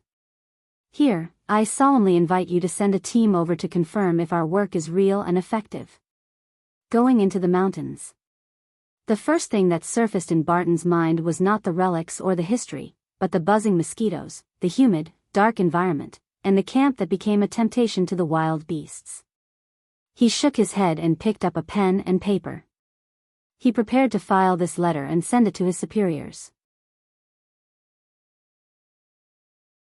Chapter 1396 An Ordinary Person's Daily Life February 8. After drafting the document's header, Barton was preparing to add some details into the document when he realized that Vernal hadn't submitted any supporting information. Does he think that he can apply for funding with just a letter by simply relying on his relationship with the foundation? Barton looked around the table and muttered to himself in puzzlement. In his opinion, Vernal wasn't an arrogant archaeologist. Apart from being feisty and impatient, he was considered a typical lone gentleman in all other aspects. Under normal circumstances, when one requested funding from the Lone Relic Search and Preservation Foundation, they had to provide a lot of information, such as photos, ancient supplementary documents, and other related information other than a cover letter that described the project. Otherwise, the foundation wouldn't be able to do a review and make a decision, much less spend large amounts of gold pounds to send a team to the project location for inspection. Or rather, could it be that Vernal Fnar was just too careless and forgot to send the information out as well? Of course, with the relationship between Vernal and the Foundation, it's entirely possible the upper management will send a person or two to arrange a meeting to verify the information when they see it. Yes, as a friend, I should still help him. Barton shook his head and didn't think further. He stood up and walked to the bookshelf. He then stretched out his right palm and used his fingers to stroke the back of a book spine, selecting the information he needed. Finally, he took out a few books and journals, and combined his various viewpoints to give a detailed description of the history of the Civilaus mountain range in the document he was about to submit. In the scientific community, there's a common viewpoint. In a period that's unknown to be long or short, the Solomon Empire and the Tudor dynasty coexisted in the northern continent, and their border could very likely be situated where the Hornacis mountain range and the Phaenopoter highlands are today. There's a high chance that the Hornacis mountain range's extension in Civilaus County was a contested ground between both parties. Barton didn't endorse Vernal. He only provided references to show that there were indeed possible ruins of the Fourth Epoch in the mountains of Civilaus County. This way, if it was proven that Vernal was lying, no one would hold him responsible, because all of the descriptions came from famous historians. Barton had only extracted snippets in a selective fashion. At the end of the document, he listed out his references: Private Historical Research of Civilaus County, Isaac Eggers, Koei University's Department of History lecturer. After completing this document, Barton read through it from top to bottom and modified his choice of words in certain sentences. Then, he took the draft and entered the clerk's room next door. He asked them to type up a formal document with mechanical typewriters. The Lone Relic Search and Preservation Foundation had always hired plenty of female employees. From the lowest level of ordinary clerks to the deputy director of the upper echelons, at least half of them were female. Barton actually had some things to say about this, but he didn't, nor did he dare to object. He could only choose to accept the state of things. Of course, he had to admit that when he needed to wait, it was quite nice watching these young female clerks busying themselves. At least it enriches the colors here. As Barton listened to the tapping sounds, he mumbled silently. Once the documents were done, he signed and submitted them. Then, just like before, he continued with his work as usual. This included but wasn't limited to the trial projects, providing professional opinions and gathering research materials for the Foundation's papers and commentary. A day quickly passed, and Barton left the company at 6 in the evening. He took a public carriage and returned home after an hour. This was a common occurrence in all the major cities in Lone. That was why high tea became a trend. After lunchtime from 12 to 1, it would be 7:30 or 8 in the evening before people reached home. If not for high tea sessions, most people would definitely be abnormally hungry. Of course, this was only limited to the middle class and above. Many poor people might only eat 2 meals a day. Moreover, couples with the conditions to work would both be working. They would have to prepare dinner after returning home at around 8 in the evening. And the food wasn't for their enjoyment. "Vernal came to visit you in the afternoon," Barton's wife said casually as she helped him take off his coat and hat. "Vernal?" Barton was taken aback momentarily. The archaeologist who discovered a fourth epoch ruins in Civilhouse County had returned to East Chester County. As soon as he said that, Barton frowned and muttered to himself, he really did forget to send the information, so he came back personally? No, there's no need to go through so much trouble. The Royal Mail is rather reliable. Besides, he should know that I'll definitely be at the Foundation if it's not a weekend. Yes, I might have been sent elsewhere for an inspection review. With this in mind, Barton asked, "Where is he?" "He only waited in your study for 15 minutes before he left," Barton's wife said. Barton pressed, "Did he say which hotel he's living in? When will he come again?" The archaeologist, Vernal, was from East Chester County, but he wasn't a Stone resident. "He didn't have a place here." "He didn't say." "He seemed to be in a hurry." Barton's wife paused for a moment before continuing. He looked very impatient. Barton touched his receding hairline and nodded gently. "I'll be in the study." His study was on the second floor, and there were many bookshelves and some porcelain placed there. He wasn't too passionate about porcelain, but he actively searched for unique items. After some searching, Barton didn't find any note or letter left behind by Vernal. He quickly threw the matter to the back of his mind. This was his usual rule. He tried not to be troubled by work once he got home. After dinner, he shared a beautiful time with his wife and children, then quickly washed up and went to bed. In the dead of night, he suddenly woke up and opened his eyes. Ever since the danger he encountered during an archaeological excavation 10 years ago, Barton had gained a sense of awareness, spiritual perception, that exceeded what ordinary people had. He could always sense some movements that others couldn't detect. For example, others might realize that someone was looking for them when visitors arrived at the door, but Barton could sense whether the other party was related to him once they walked down the corridor. Someone sneaked in. Barton suddenly sat up, his eyes wide open. He looked at his wife who was sleeping soundly beside him and didn't wake her up. With very slight movements, he flipped out of bed and removed the double-barreled hunting rifle hanging on the wall. After grabbing the rifle, he gently opened the door and looked down the corridor. This place was shrouded in the darkness of the night, and a faint crimson glow outlined certain objects. Barton didn't hesitate. He entered the corridor and scanned the area. However, he didn't find the burglar. Was I mistaken? Barton turned around, feeling a lack of confidence. There was no sign of any of the rooms on the second floor being opened. After thinking for a while, Barton came to the door of the study, grabbed the handle, and gently twisted it. The door opened silently. Everything inside was immersed in the darkness, resembling all kinds of monsters. After drawing the curtains, Barton carefully examined the interior with the aid of the moonlight, and he confirmed that the interior was exactly the same as he remembered. I really am too sensitive. An after effect of the nightmare yesterday? Barton exhaled and left the study quickly.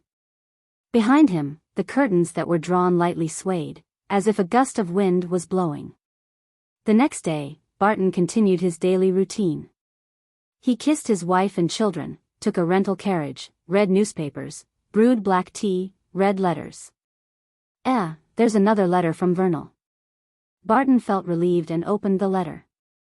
However, there was nothing in the letter. The sender seemed to have forgotten to stuff the letter into the envelope. Has Vernal been suffering from absent-mindedness recently? Barton glanced at the envelope in his hand and suddenly realized that the pattern on it was a little strange. This was an envelope with a commemorative sense. According to what Barton knew, many high-end hotels in back London Stone City would provide special envelopes and paper to their guests. It was equivalent to a tourist souvenir. Which hotel is this? Barton put the envelope to his nose and prepared to smell the fragrance on it. It was also unique and recognizable. In the next second, he smelled a faint scent of blood. Chapter 1397 An Ordinary Person's Daily Life, 3/8. Instantly, Barton's hair stood on end. Although he couldn't be sure that he smelled blood, his spiritual perception told him that this was the smell of blood. Vernal encountered some misfortune? Just like the archaeological team that I was in back then? No, there's no blood on the envelope. How can it emit the smell of blood? After a brief, extreme fright, Barton stood up immediately. As an ordinary person, he had only one reaction when facing such a situation. That was to call the police. As Barton took the envelope and left his seat, he suddenly remembered something. There were clear rules of how to deal with such situations within the Lone Relic Search and Preservation Foundation. If a project were to produce a phenomenon that was terrifying or incomprehensible, employees were to immediately halt everything and report to the compliance department. They would be responsible for the follow-up. Barton didn't understand why he needed to go to the compliance department.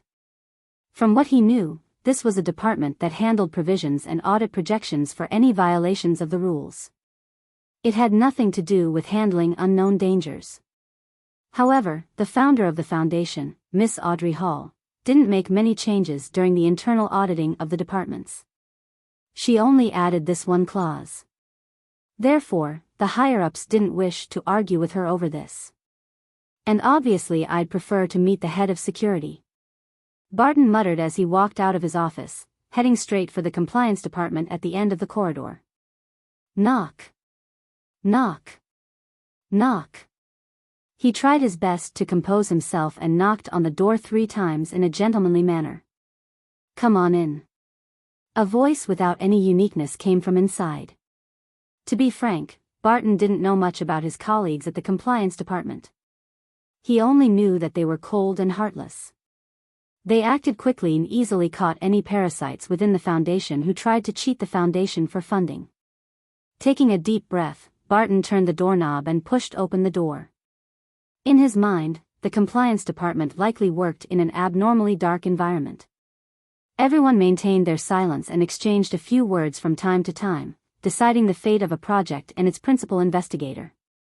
However, the first thing that entered his eyes was bright sunlight, colorful decorations, and an open and bright setting. What's the matter? A black-haired, brown-eyed employee with no special features from the compliance department greeted him. He was wearing a thick black coat, which didn't seem to be able to withstand the cold winter weather in East Chester. In addition, Barton sensed that the voice of this compliance department employee had a Backlund accent to it. Either he was born there, or he had stayed there for quite some time. He isn't cold, mechanical, and difficult to get along with. He even feels friendly. As such thoughts flashed through Barton's mind, he said hurriedly, a partner of ours seems to have encountered a situation. The letter he sent only consisted of an envelope. There's no content inside, and there's the smell of blood coming from it. The employee from the compliance department didn't show any change in expression. He nodded and said, "Show me the envelope." Barton passed archaeologist Vernal's letter. Only then did he realize that he was being rude. He hurriedly asked, "I'm sorry, how should I address you?" The employee from the compliance department raised the envelope and carefully looked at it against the sunlight. He then casually replied, "Pacheco Duane, Deputy Director of the Compliance Department, an experienced solicitor. Just call me Pacheco." Without waiting for Barton's reply, Pacheco lowered his arm and said with a serious expression, "Indeed, there are some abnormalities. A preliminary conclusion is that this letter is from the Cloth Hotel in the city. I once lived there for some time, and I know that they like to emboss Lavender Castle on their envelopes and paper. Do we need to call the police?" Barton blurted out. Pacheco shook his head. "Not for now. Let's go to the venue to confirm the situation. This requires your assistance." "I don't know that, partner." "All right. I'll go with you." Barton hesitated. After exiting the Lone Relic Search and Preservation Foundation and boarding a rental carriage, Barton found the silence rather awkward. He took the initiative to ask, "Pacheco, you're from Backlund?" "No." Pacheco shook his head. "I'm from Mid-Seashire. I just happen to have lived in Backlund for nearly 15 years. Why did you leave Backlund?" "I heard that it's the city most suitable for lawyers to develop their career," Barton said casually. Pacheco smiled and said, "But it's also a place full of competition." "All right, I was just joking. I was once a personal lawyer and partner of Fromiz's Cage, a steam car mogul. Later, he invested in the Backlund Bike Company, and I began to work as the company's legal advisor." Barton was suddenly enlightened. "Miss Audrey has a large number of shares in that company. Did you get to know her because of that?" "That's right." Pacheco sighed. "In the war, Fromiz unfortunately passed away. His estate fell into dispute. As his friend, I helped his widow and children obtain quite a large share. As a result, I offended some people. This made my situation in Backlund become difficult. Fortunately, Miss Audrey extended an olive branch to me and invited me to East Chester County to work at the foundation as deputy director of the compliance department." With Pacheco telling him such matters, Barton felt a closer bond with him. He was slightly puzzled and asked, "Why did they target you?" "You were just carrying out your duty as a friend and a lawyer. Those people should aim at the widow and children of Fromiz's Cage." Pacheco laughed self-deprecatingly and said, "I used some inappropriate methods. Also, Fromiz has other friends to take care of his widow and children." As they chatted, the rental carriage arrived at the Cloth Hotel in Stone City. The location of the hotel was rather good. The street was beautiful and quiet, and they only needed to walk for 10 minutes to reach the most bustling streets in the city. After entering the hotel and finding the boss, Pacheco asked directly, "We've come to find a friend named Vernal." Through their casual conversation, he had already grasped the general situation of the target. The boss frowned in puzzlement. "If I remember correctly, there shouldn't be any customer here named Vernal." Barton quickly added, "He's a little taller than me, and he looks very well built. His nose is always very red, and his body often reeks of alcohol." He described the characteristics of Vernal in detail. The boss recalled and looked at the attendant beside him. "There's a guest like that," the attendant replied immediately. "He lives in room 309. Under the attendant's lead, Barton and Pacheco arrived outside the room and knocked on the door. The knocking echoed, but there was no movement inside. Just as Barton was about to suggest calling the police again, Pacheco suddenly bent down and picked up a white, soft tuft of hair from the crack at the bottom of the door. No, it wasn't hair. It resembled the condensation of fog. With Pacheco's fingers touching it, it spread out and merged into the air. At the same time, Barton, whose spiritual perception was slightly different from ordinary people, vaguely heard a faint male voice, "Tamara. Tamara." Chapter 1398 An Ordinary Person's Daily Life 4/8 Tamara. Barton ruminated over the name and wondered what it meant. He was no longer the same person who realized that he could hear sounds that others couldn't. He didn't look around in panic, hoping to find someone who was hiding and speaking in a dark corner. There were no signs of him constantly being prepared to grab a wooden pole and rushing over to strike the person. He stood on the spot calmly, observing the reaction of the deputy director of the compliance department, Pacheco. Pacheco glanced at him and said, "Have you done any research in the history of the Fourth Epoch?" "A little," Barton replied modestly. At this moment, he didn't pretend that he didn't know anything about the history of the fourth epoch. Firstly, his character didn't allow for that. Secondly, his position was a direct result of his academic background in history. If he had any major flaws in this field, he might be fired by the Foundation tomorrow. Pacheco looked at the door and said, "Have you heard of the name Tamara before?" "I've heard of it." Barton instinctively turned his head to glance at Pacheco. In the little-known history of the fourth epoch, the name Tamara has appeared several times, and its frequency is only second to Tutor, Solomon, and Trunsoist. From this, it can be determined that this represents a great noble of some empire in the fourth epoch. After saying this, Barton paused and said, "Vernal recently discovered some ruins from the fourth epoch." As the hotel waiter was by his side, he didn't directly mention that the name, Tamara, might have something to do with the current abnormality Vernal was facing. Pacheco didn't respond. He turned to the hotel attendant and said, "I'm a police officer in charge of a criminal investigation. I suspect that the tenant in this room has encountered some misfortune. Please open the door immediately." As he spoke, he took out an identification document and showed it to the other party. The hotel attendant was shocked and looked at the identification carefully. Okay. I'll get the keys." As he spoke, he turned around and ran towards the staircase. "You're a policeman?" Barton, who was watching from the sidelines, blurted out in shock. Pacheco looked down at the identification in his hand and chuckled. "This document is 100% real. It was obtained through legal channels. Why do you need to make it sound so complicated?" Barton habitually replied, "I don't care about its authenticity. I just want to know if you're a police officer." Pacheco laughed. "That depends on how you view it." This answer left Barton rather irritated, but as a typical lone gentleman, he knew that the other party was unwilling to give him an answer directly, so he politely shut his mouth. Of course, one of the reasons included the other party being one of the deputy directors of the compliance department. The two of them remained silent as the hotel owner and the attendant returned to the third floor. After carefully inspecting the identification document in Pacheco's hands and matching it to the face, the hotel owner took out his keys and opened the door. He grumbled, "How did something happen?" Nothing was heard. If a high-end hotel was involved in a murder case, it would definitely affect their image and reputation. They might even go bankrupt. Don't worry too much. Perhaps it's just a small problem. Pacheco gave him some friendly consolation. I hope so. May the goddess bless me. The hotel owner retracted his hand and tapped his chest 4 times in a clockwise fashion, outlining the stars.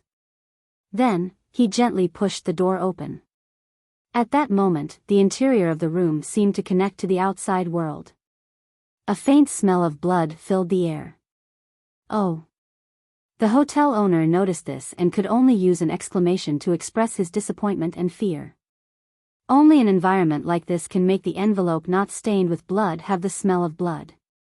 This thought flashed through Barton's mind immediately.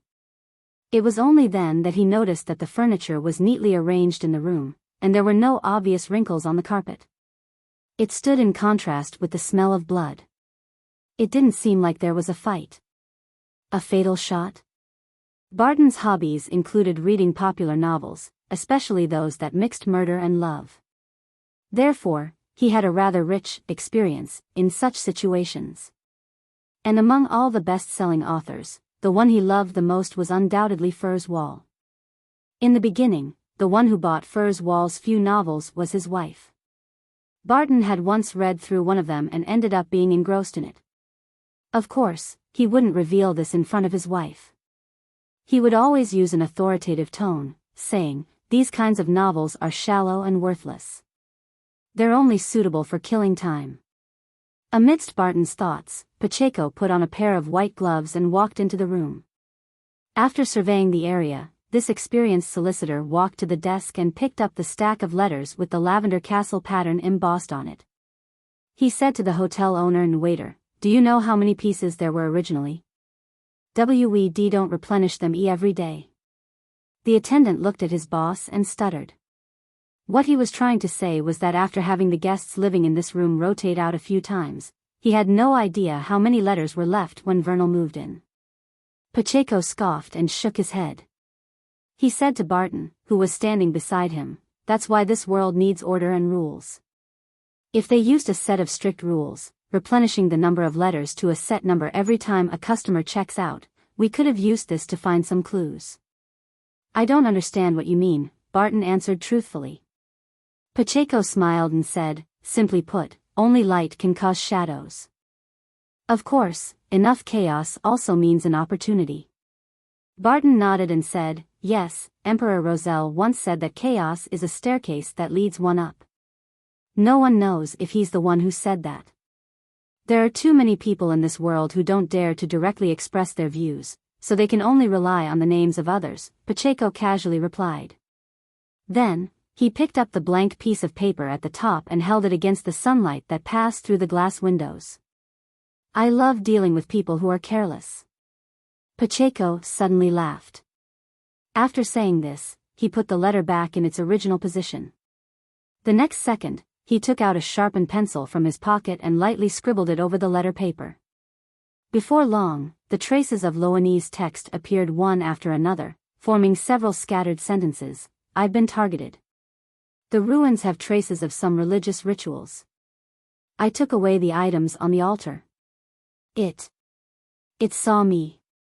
No. It's always been by my side." When he wrote these few sentences, the archaeologist, Vernal, seemed to be undergoing upheavals in his mood, so he had used plenty of force, leaving the most obvious of traces with his pen. Chapter 1399 An Ordinary Person's Daily Life May 8. After seeing the marks on the paper, Pacheco turned his head and said to Barton, "What happens next will be quite complicated. I will seek the police's help. And you can return to the Foundation and wait for further questioning." Barton, who was staring at the paper, wasn't disappointed. Instead, he felt relieved, and he hurriedly nodded. "All right." After reading the traces left behind by Vernal, Barton's intuition told him that the matter was very dangerous. As an ordinary person, avoiding danger was an instinctive choice. Of course, this was also because Vernal could only be considered one of his ordinary friends.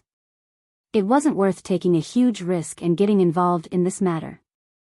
After answering, Barton turned around immediately and walked past the hotel owner and attendant and arrived at the street.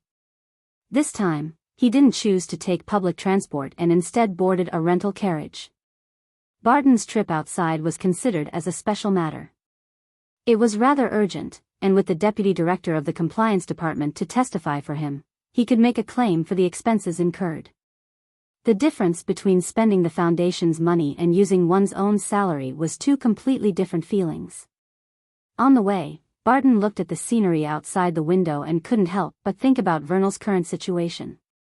Is he still alive? The room was filled with a strong stench of blood. I hope he's still alive. May the Lord bless him. If he's still alive, where will he be now? Where? Could it be? There. As his thoughts raced, Barton suddenly thought of a possibility. He quickly instructed the coach driver to change routes and head home. Not long after, he returned home. What happened? Barton's wife approached him with a surprised look. It was still quite some time before lunch, let alone getting off work. Barton didn't take off his hat or jacket. Without answering her question, he directly asked, "Was Vernal here?" "He came to visit you 15 minutes ago. I told him to wait in the study room and send Wells to the Foundation to look for you," Barton's wife replied honestly. Wells was their family's valet. And clearly, 15 minutes wasn't enough for him to reach the Lone Relic Search and Preservation Foundation. This was what puzzled Barton's wife the most. Right. Barton nodded heavily. He hurriedly passed through the living room, went up to the second floor, and entered the study. In the study room, the windows were wide open and the curtains were slightly rolled. There was no one there. "Vernal?" Barton shouted, but there was no answer. He jumped out of the window and left. Barton frowned. He looked around seriously and discovered that the books on the bookshelf were in a mess. It was a set of historical books that were split into three-parter volumes. Barton's habit was to arrange them from right to left, and now it was going from left to right. He took a deep breath and quickly walked over to retrieve the three books. After a thorough examination, Barton found that a page in the middle had been folded. He quickly flipped to that page and opened a corner. Scribbled there simply with a pencil were the words, "The refugees of the fourth epoch worshipped an evil god." Man! Barton panicked and turned horrified. He stuffed the book back. Without much thought, he ran out of the study and towards the stairs, preparing to find the deputy director of the compliance department, Pacheco. He wanted to tell him about his discovery and get him to request the police to protect his family. After exiting the house, Barton slowed down and considered an important question: where do I go to find Pacheco? The Cloth Hotel, the Stone Police Headquarters, or the Foundation? After a brief moment of thought, Barton decided to return to the Foundation and look for other employees of the compliance department. At that moment, a rental carriage stopped outside his door as Pacheco Duane alighted. "We discovered that Vernal came to your house again," the deputy director of the compliance department explained quickly. Barton heaved a sigh of relief and replied without hesitation, "Yes, but he has already left. However, he left some clues behind." After saying this, Barton led Pacheco into his own house, went to his study, and handed him the book. Pacheco looked at it for a while, then gently slid his finger across the surface of the text. Right on the heels of that, he took out the pencil he had used previously and wrote beside Vernal's comment, "Call the police." After doing all of this, Pacheco stuffed the book back to its original position. However, he didn't push the book in completely. This way, the entire row of books had one book bulging out. "All right, let's return to the Foundation and have lunch. We'll wait for the good news from the police." Pacheco clapped his hands. Barton didn't understand the reason behind this senior lawyer's actions, but he didn't ask why. He really didn't want to get involved in this matter. He felt that he couldn't bear it at all. Barton then fabricated a few reasons to his wife before returning to the Foundation with Pacheco to begin his daily work. When it was tea time, he had just finished an ancient book's appraisal when he heard someone knocking on the door. "We've got some clues." "We need to go to your place," said Pacheco, who was wrapped in a gray scarf and standing by the door. "Clues?" Barton rose in surprise. Pacheco didn't give a direct answer. He spread out his hands and made an inviting gesture. Barton couldn't refuse and went home with the other party. Vernal came again. His wife clearly sensed that something was amiss and went to the door in horror. "It's fine. Just some minor problems." Barton maintained his image as a man and consoled his wife. When he arrived at the study, he and Pacheco discovered that, yet again, Vernal had escaped. "Damn it, can't he just wait for a while?" Barton couldn't help but grumble. "It's all right." Pacheco walked up to the bookshelf and pulled out the book. Clearly, Vernal had read his suggestion, as the book was completely stuffed into the bookshelf. "I guess I know where Vernal is." Pacheco closed his eyes, smiling. Barton was stunned. "How do you know?" Pacheco opened his eyes and replied with a smile, "He accepted my bribe, no, a gift. But that isn't right either. The most accurate description should be a suggestion. Of course, he might not accept it." With that said, the deputy director of the compliance department walked past Barton and out of the study. Barton followed behind him subconsciously, leaving his own burrow and turning into a nearby street. At the end of the street, there was a house that had collapsed due to a fire. "They actually haven't started reconstruction efforts," Barton whispered. Pacheco put on a pair of white gloves again, and his expression became a little stern. Through the rather intact main door, he entered the half-collapsed hall. Black pieces of wood were strewn across the ground, blocking the lower half of a person's body. The figure was wearing a brown jacket with a red nose. He looked very stocky and was none other than the archaeologist, Vernal. Barton secretly exhaled and asked anxiously, "Why didn't you call the police?" "They're monitoring the police station," Vernal replied without a change in expression. Barton blurted out, "Why didn't you leave Stone and go to other cities to report to the police?" "They're monitoring the steam locomotive station," Vernal replied in the same tone. Barton thought for a moment and frowned. "You have many ways to leave Stone. They can't seal off a city." Upon hearing this question, Vernal's expression gradually changed as he said with a slightly ethereal tone, "I sense the will of that great existence." Chapter 1400 An Ordinary Person's Daily Life 6/8 Great Existence. As soon as Barton heard Vernal, certain memories hidden deep within his heart surged out. This made it difficult for him to contain his fear. His feet unconsciously took a few steps back. In the archaeological expedition many years ago, all the nightmares had started with similar descriptions. Just as Barton's body trembled and was about to turn around and run away, the deputy director of the compliance department, Pacheco Duane, brought up a question. "Since you've already sensed the will of that great existence, why didn't you reconcile with the Fourth Epoch refugees who are pursuing you?" Vernal's breathing suddenly became heavier, as if a faint white fog had spewed out. His voice also became louder. Their faith wasn't accepted with their whole body and mind. They still had some reservations. As Vernal spoke, a faint white fog spread out from the half-collapsed house, emitting a strong smell of blood. Barton seemed to come to a realization, but he wasn't in the mood to think. He only wanted to leave this place and escape the danger that was about to erupt. However, Pacheco was rather calm. He looked at Vernal and asked warmly, "You've been visiting Mr. Barton all this while, and writing letters to the Foundation. What kind of help do you want us to provide?" Upon hearing this, Barton was taken aback. If it were another occasion, he would definitely imagine that Pacheco was asking what kind of legal advice Vernal needed. At a time like this, didn't he only have two options?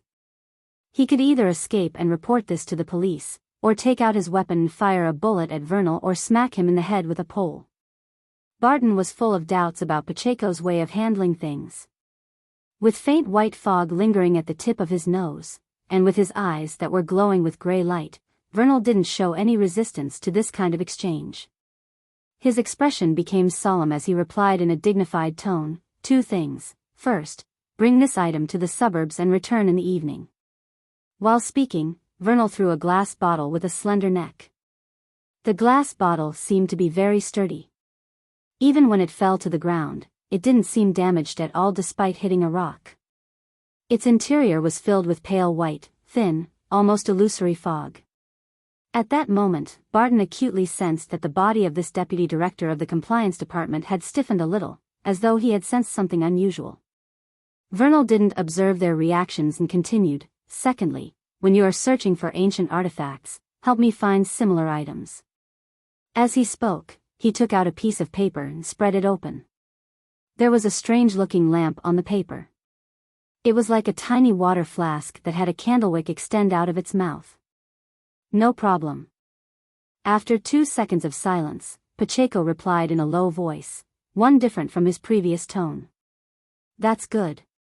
"Huh, don't you think that our encounter was a coincidence?"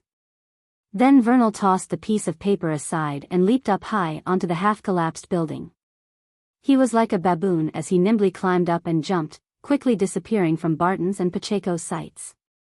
"What are we going to do next?" Barton turned to look at the deputy director of the compliance department. Before he could finish speaking, he suddenly stopped. He realized that Pacheco was still standing there, breathing heavily. In addition to that, Pacheco's body was covered with thick black fur. His muscles swelled up, causing the black coat to tighten.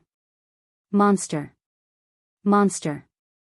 Barton's eyes widened as if he wanted to see clearly Pacheco's current appearance.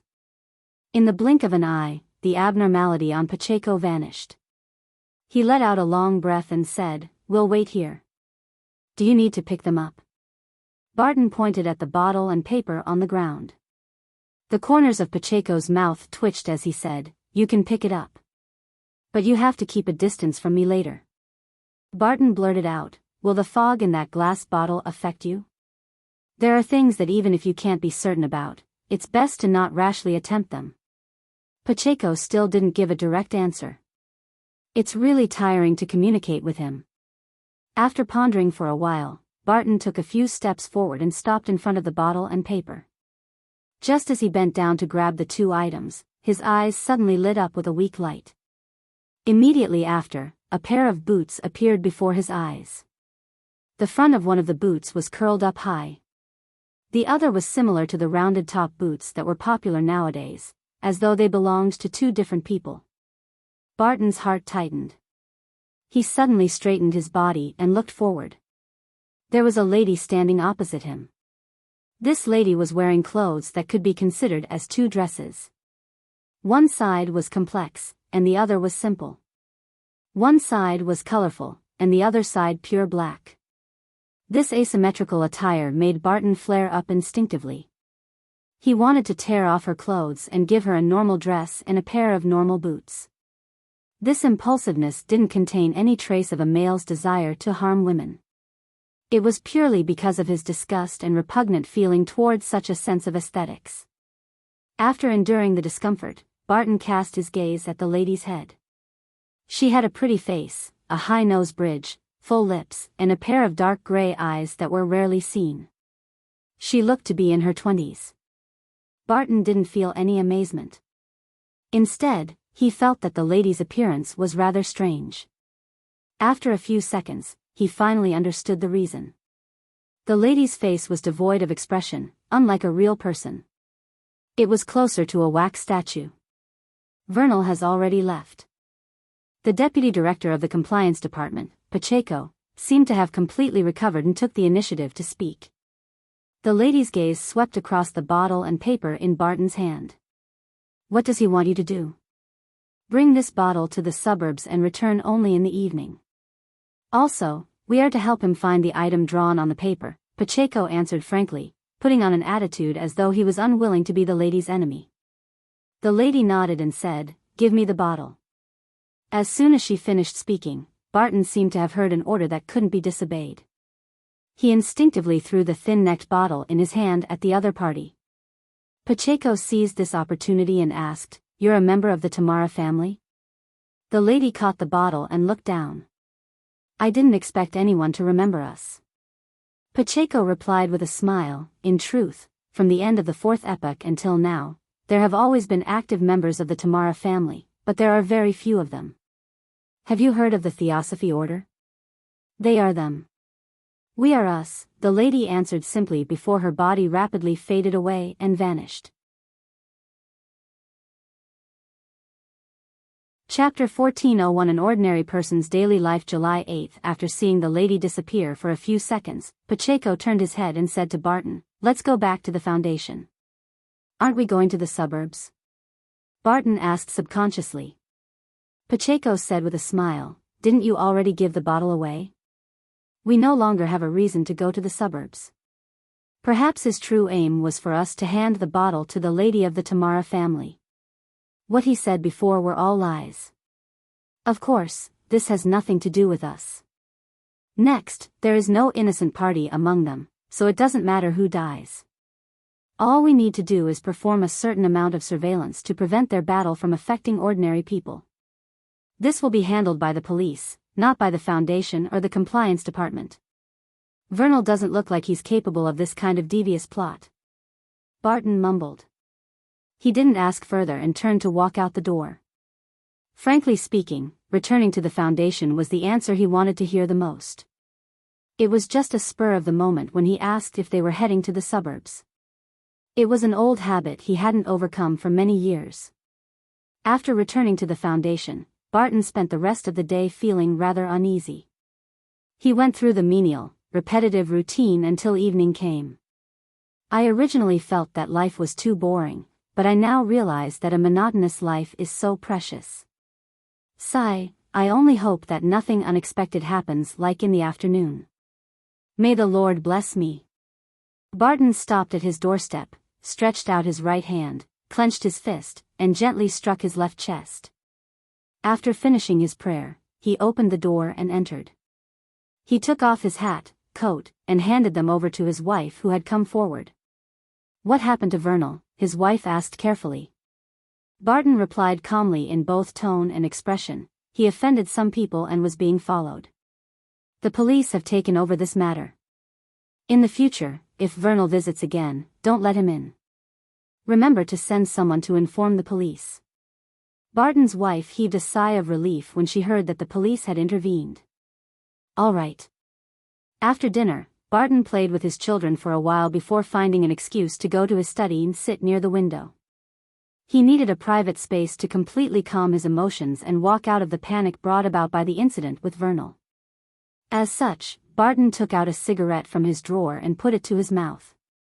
He wasn't addicted to smoking, but he had to socialize sometimes, so he prepared a pack of cigarettes at home and on his body. He lit the matchstick, lit the cigarette, and took a deep suck. He then leaned back in his chair and watched the smoke coming out from his mouth and nose. The white gas quickly spread out in all directions, making Barton suddenly think of the fog coming out of Vernal's mouth and nose. He vaguely smelled the faint scent of blood. To Barton, this wasn't a very strange discovery. After all, Vernal had stayed in his study before, so he definitely left some traces behind. Ordinary people wouldn't be able to detect him. Barton didn't smell it before, but because he was too nervous and flustered, his attention had been focused on the whereabouts of Vernal and the words he had left behind. Of course, the smell of blood in the study room was very faint. It was also one of the reasons why it couldn't compare with the hotel room and the burnt ruins at all. As the smoke from the cigarette spread, Barton suddenly narrowed his eyes. He had an ominous feeling. In an instant, the pale white gas shrank in a certain direction with the smell of blood, forming a figure. The figure's upper body was normal with an iconic red nose. It was none other than the archaeologist, Vernal. The lower half of his body was completely shrouded in air, like a monster drawn out by smoke. "V. Vernal," Barton shouted, almost suffocating. His voice reverberated in the study, unable to penetrate the wall. I've already acquired an immortal body. As long as there's still some fog left, I'll be able to come back to life." Vernal burst into laughter. Compared to before, his expression became more and more crazed, and his eyes seemed to be slightly palish white. He was already dead just now? This thought subconsciously flashed across Barton's mind. Then, he forced himself to remain calm and said, "What's the matter?" As he spoke, Barton wanted to stand up on impulse, but sadly he discovered that his body was covered by a cold and thin fog, and he had lost most of his senses. Vernal stopped laughing and looked into Barton's eyes. He said word by word, "You didn't bring that bottle to the suburbs." Although Barton had a rash personality, he knew that he couldn't answer this question directly. He quickly thought of a solution. A few seconds later, he changed the topic before he spoke again. "Why did you convert to believing in that entity? Aren't you a loyal believer of the Lord?" Vernal fell silent for a moment before his expression gradually became fervent. "I've seen an even larger world, a much more vast world. Compared to that, the planet we are currently living on is like a grain of sand in the desert. There are innumerable civilizations, ancient ruins left behind from hundreds of thousands of years, millions of years, or even tens of millions of years ago. This is what the universe looks like." Seeing that his question only made things worse, Barton fell silent. He thought about whether there were any non-sensitive topics that would garner Vernal's interest. He slowly took a deep breath and said, "Other than the altar, what else did you discover at the Fourth Epoch ruin? How much do you know of the Tamara family?" Vernal's eyes lit up. The Tamara family had its coat of arms replaced once. This means that they had encountered something rather major. As he spoke, the archaeologist who was just an upper half of a body had extended his right hand. Using the smoke, he drew out two symbols in midair. The first symbol was formed from a layer of brambles, a shield wall, and a long sword that was vertically inserted into them from above. The main part of the second symbol was a pair of double doors that swung open, and the gap in the middle was taken up by the vertical longsword. As a barely famous historian, Barton immediately thought of the words of the Tamara family member, "They are them. We are us." Did the Tamara family fracture? Barton blurted out. "I thought so," said Vernal, smiling with gratification. Then he leaned close to Barton, his face burning with zeal. "Your brain is more tempting than I imagined, and it's the best supplement for me. Relax a little. Your mind will merge with mine, and we can witness those great civilizations together." He looked very weak and eager to recover. Barton's heart thumped wildly, and he tried his best to avoid the other party. But no matter how hard he struggled, his body seemed to freeze. He was unable to move at all. Just as he was about to close his eyes, Barton suddenly felt a sharp pain in his right hand, and he immediately regained consciousness. The pale white fog in front of him and the monster-like Vernal disappeared as if they had never appeared. Barton lowered his head numbly and saw that the cigarette in his right hand had reached its limit, burning his fingers. It was a dream? But I found it so realistic. Barton threw away the cigarette in his hand and instinctively stood up using his spirituality and walked to the window. He looked out at the streets and saw that under the street lamps, many pedestrians were passing by in the darkness, wanting to rush home as soon as possible. Among them, an ordinary golden retriever was taking a casual stroll. Chapter 1402 An Ordinary Person's Daily Life August 8 The scene in front of him was so ordinary that Barton didn't feel that there was anything wrong with it. Although he vaguely felt that there was something familiar about it, he didn't think that it was worth puzzling over it. How could a daily scene not be familiar? His gaze shifted as he looked up into the sky. He saw the crimson moon quietly hanging in the sky, shining with light, causing his mood to settle down involuntarily. At that moment, Barton seemed to have let go of an invisible burden.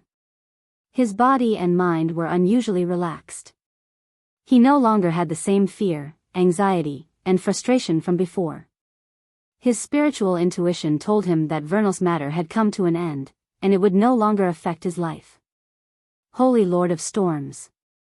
Lord, thank you for your blessings. Barton immediately struck his left chest with his right fist and muttered to himself.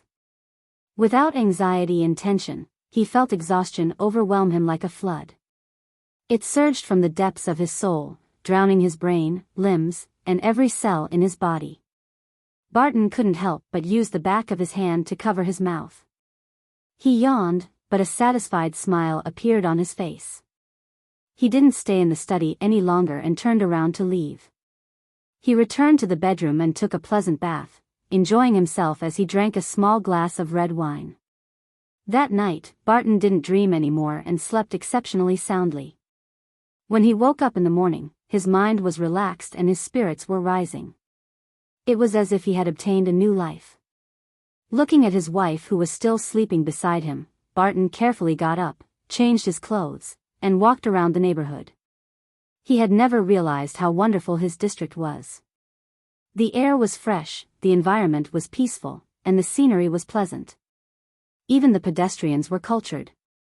This made Barton's mood even better.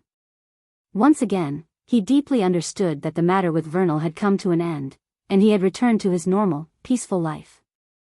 He maintained his mood and went home to enjoy breakfast with his wife and children. During this process, he even told his wife about a joke he read in the newspapers and fulfilled his children's tiny requests. Seeing the smiles on his wife and children's faces, Barton felt satisfied. Then, he put on his coat, hat, and cane before heading out to take a trackless public carriage. He walked all the way to the Lone Relic Search and Preservation Foundation at the periphery of the city. After entering his office, Barton found his usual daily pace. He didn't get right down to work but prepared the special herbal black tea he had prepared himself. With the black tea, he leisurely read the newspapers that he didn't subscribe to at home. Then, he picked up the letters and documents he had received and read them. Such a process and pace made him feel exceptionally comfortable. The only difference was that Barton was still a little worried about receiving yet another letter from Vernal. However, this concern didn't turn into a reality. About 15 minutes later, someone knocked on his office door. "Please come in." Barton picked up his cup and took a sip of his black tea. The person who entered was the ordinary-looking deputy director of the compliance department, Pacheco Duane, who didn't have any characteristics that stood out but still managed to give off a warm and friendly vibe. Did you sleep well last night? Asked Pacheco as he stood at the door. Excellent. Batten didn't hide anything. Pacheco nodded and smiled. Seems like you've really gotten rid of the effects from this matter. Barton didn't mention that a nightmare he had had. Instead, he asked, what about you? I also slept very well, Pacheco replied with a smile. The police have already taken over this matter. It said that they found Vernal last night. Unfortunately, he apparently encountered some misfortune. Poor soul, I hope he can rest in peace. Barton didn't pray that the Lord would protect him, because Vernal had already abandoned his faith in the Lord of Storms. If there were really any blessings to be bestowed, then it would definitely be lightning blasts and storms. With that said, he thought of the help that Pacheco had provided and his friendly attitude. He said, shall we have lunch together later? Are you treating? Asked Pacheco with a smile. Of course. It's a pleasure to meet a friend like you. Barton stood up and bowed gentlemanly.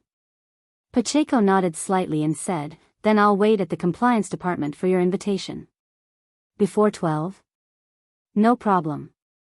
Apart from being grateful to him, Barton also felt that knowing the deputy director of the compliance department would be a great help to his future work.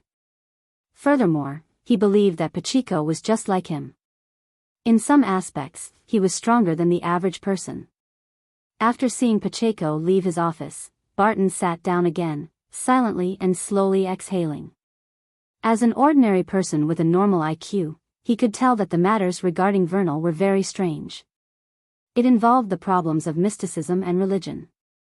In addition, he was actually very interested in the details of the Tamara family's fracturing and the secret history of the fourth epoch, and the details to which Vernal had encountered. However, he knew that he couldn't probe further. It was thanks to the great luck of an ordinary person for him to be able to see the tip of the iceberg without dying. If he wanted to figure out the situation beneath the water surface, he would definitely drown to death. The past archaeological expedition made Barton not dare to take the risk, nor did he want to take any risks. To him, curiosity was probably the most worthless thing. After pondering for a while, Barton continued his work. When it was almost noon, he tidied the items on the table and picked up the coat and top hat hanging on the clothes rack. He left the office and walked to the door of the compliance department. Knock. Knock. Knock. Barton knocked on the wooden door in front of him. Soon, Pacheco opened the door and glanced at Barton. Give me another 5 minutes. I still have some matters to settle. No problem. Barton didn't mind at all. Come on in and wait, Pacheco said casually. Barton didn't stand on ceremony. He walked into the compliance department and found a chair to sit down. As his gaze moved, he realized that there were about 6 to 7 members in the compliance department. Just then, he heard someone knocking on the door. Without waiting for the employees of the compliance department to get up, the door creaked open. The first to enter was the vice president of the Lone Relic Search and Preservation Foundation. He was a lively old man. He looked around and paused for a second before saying, "Seems like everyone is here. Let me introduce you to a new colleague." As he spoke, the vice president took a few steps forward, revealing the new employee of the compliance department behind him. She was a woman in her 20s. She had a high nose bridge and a pair of moist, full lips. Her eyes were dark gray and her face was pretty. She wore a common blue dress. However, there was no expression on her face. She didn't look like a real person. She looked more like a wax statue. The gazes of Barton and Pacheco froze. The vice president continued smiling and said, "She will be like Pacheco, taking on the role of the deputy director of the compliance department. Her name is Alicia Tamara."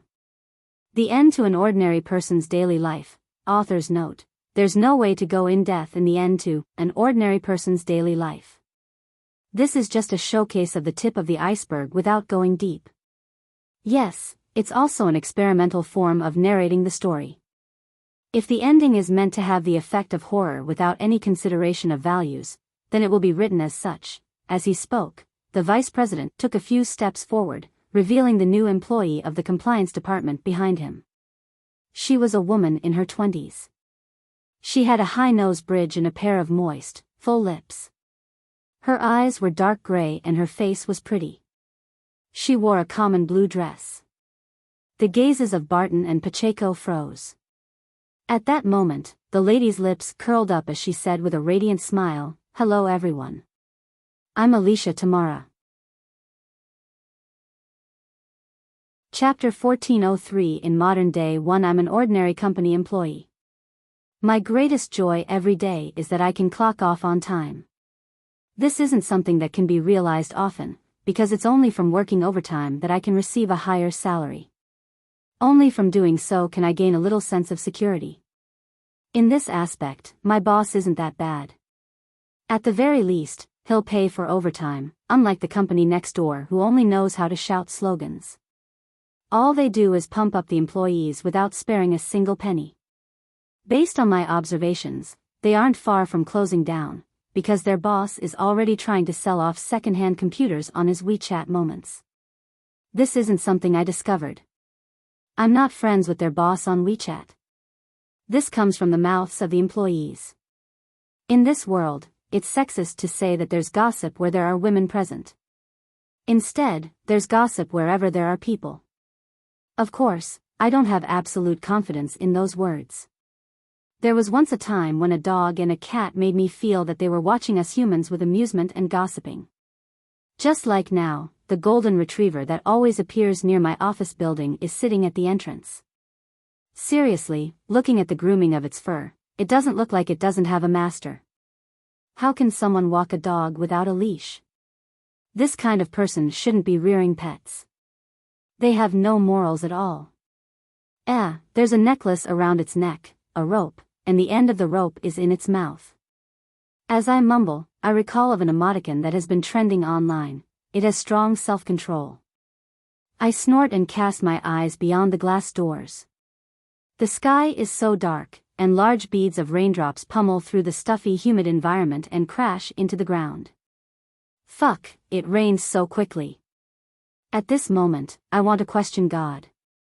It hadn't been easy for me to get off work on time today. To think that I would encounter a storm. Furthermore, I didn't bring an umbrella with me. Back when I was in the office, I noticed that it was dark and gloomy outside and knew that a storm was coming, but I thought I had enough time to get to the bus stop.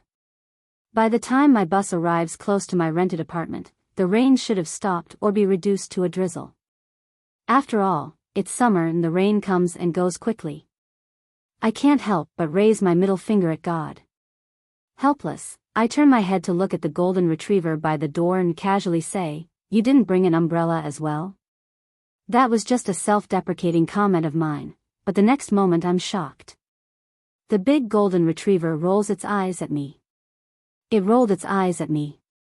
Its eyes. I knew it. This dog has some humanity in it. I look away and mutter. I examine the storm outside again, wondering if I should just run to the bus stop. I sniff and, considering how I haven't recovered fully from my cold, I hold back the urge. Sigh, as a grown man, isn't it normal to only bring a phone, a transportation card, and a key access card? Who would carry a bag and have an umbrella inside for no reason? These days, I don't even keep change on me. Forget it. I'll just go back to the office and kill time. I'll browse through websites and wait until the rain becomes a drizzle before I leave. If it really doesn't pan out as I expect, then I'll order takeout. I sigh and turn to walk to the elevator. Suddenly, I notice an additional vending machine in one corner of the building lobby. Summon coffee? I suddenly feel like drinking something. I did as I thought. With the financial freedom to buy beverages below 10 yuan, I confidently walk over to the vending machine and take a gander at the beverages on sale. Maizone, Nongfu Spring, Master Kong Iced Tea, and Jasmine Tea. I notice something strange when I look through the beverages on display. It's a box, placed in the corner of the topmost row of beverages. What the hell? I glance at the screen and read the scrolling images and text. Soon, I understand what the box is. It's the recently popular real-life loot box. There are loot boxes even with beverages these days. It really is a tax on one's intelligence. Gambling is indeed exciting. I mutter as I scan what possible contents might be in the loot box. Damn, this is interesting. This loot box is actually related to a new beverage product. It has never appeared on the market before, the bottle has a unique design, and the names are very stylish. Seer, Apprentice, Bard, Warrior, Sleepless, I like that. There's also Lawyer, Assassin, Hunter. I glance at the price of the loot box and realize that it only costs 5 yuan. It's cheaper than I expected, so I decide to give it a try. Life is short, so why not give it a try? As a slave of society, the daily working hours go from 9 to 6, 7, 8, 9, 10. Excluding work time, eating, sleeping, and commuting, there's very little free time for leisure. Even the monotonous life would get to robots with this happening day after day. It's just so boring. The property prices are even more depressing. They make you lose the motivation to work hard. One becomes dejected or just takes on a mantra of letting things come as they may. To be able to find a new thrill in cheap forms of entertainment other than novels, comics, videos, and games can be considered a surprise. Taking my phone out, I start scanning the QR code. At the same time, I mutter a few names in my mind: Seer, Sleepless, Spectator, Assassin. These are the beverages that I hope for the most from the loot box. I will be satisfied as long as it's one of them. After paying, the vending machine seemed to be stuck. It didn't move for quite a while. I suspect that it's trying to cheat me. Is it packaging it on the spot? I complain as I seriously consider making a complaint. At this moment, the vending machine finally showed signs of movement.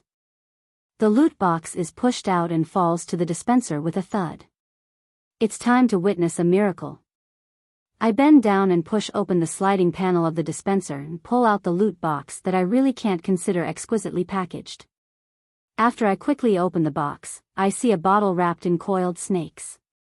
Based on what I saw on the screen, I'm able to recognize which drink it is. As an Assassin's Creed gamer, this is an outcome I've been looking forward to: Assassin.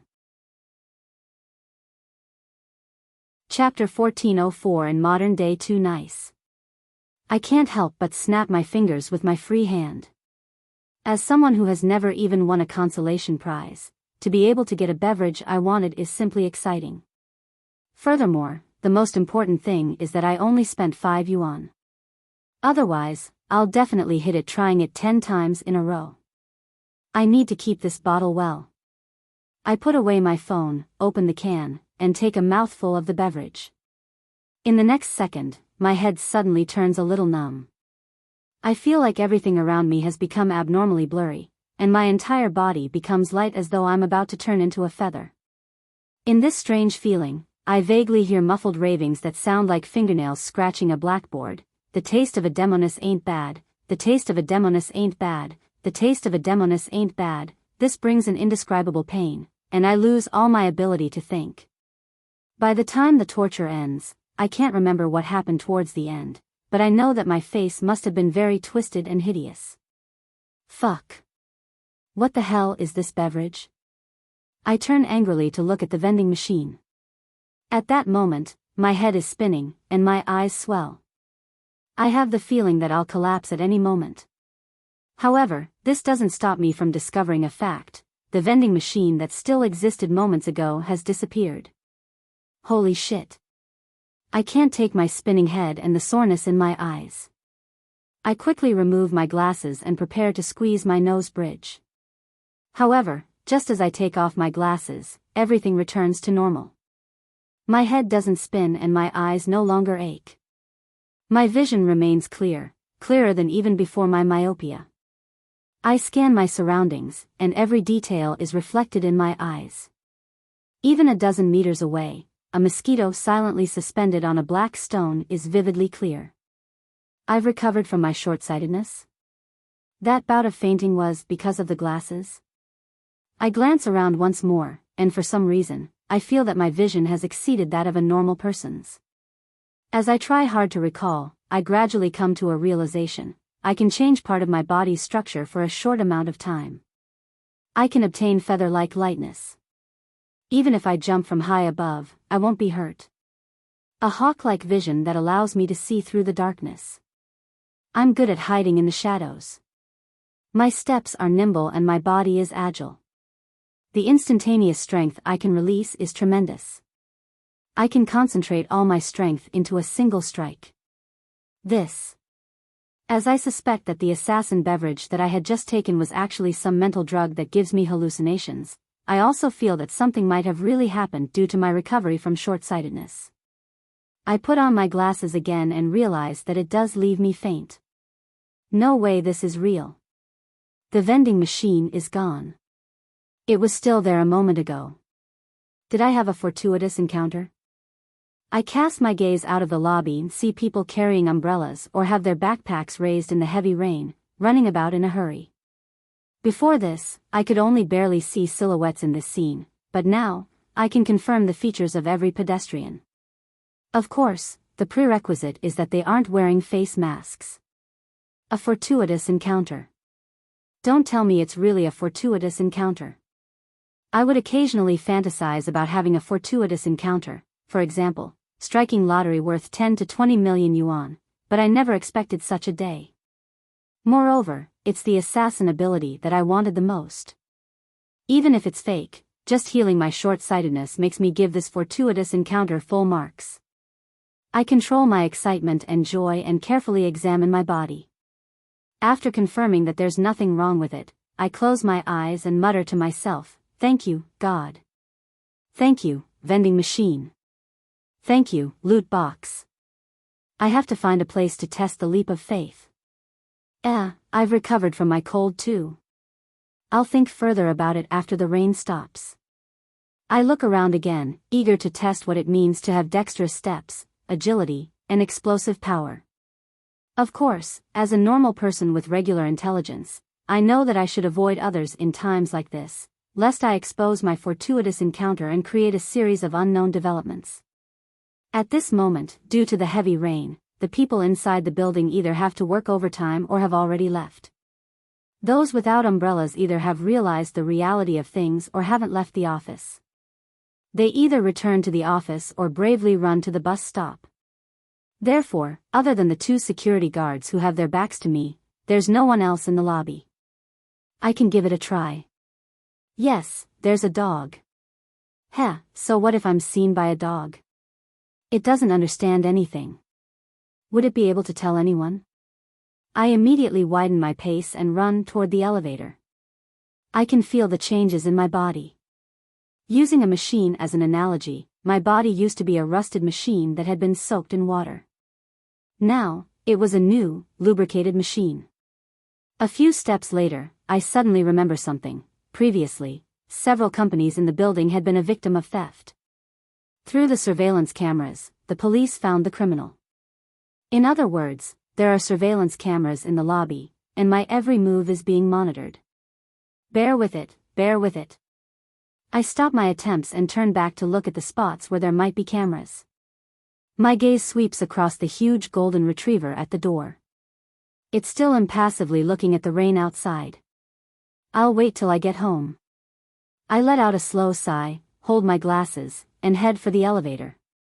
I heard from my gossiping colleagues at the company that the theft was done by a young rag-and-bone man from nearby. In the past, this guy was the son of a rich man. Later on, his family waned, and he could only make a living being a rag-and-bone man. However, the police never found him. I take the elevator and go back to the 10th floor.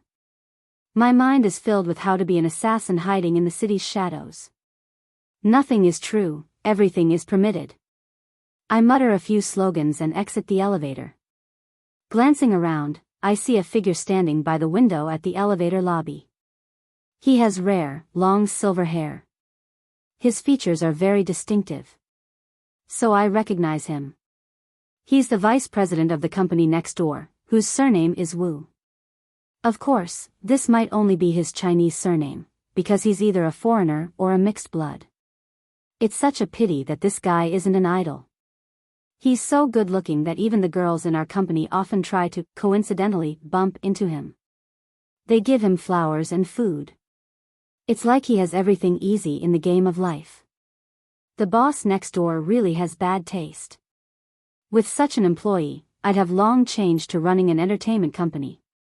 I don't know what the company next door is busy with every day. Until today, I don't even know what they do. All of them are garrulous, completely unlike Roseanne when she's joking. They're probably doing multi-level marketing, right? I quickly retract my gaze and not greet him.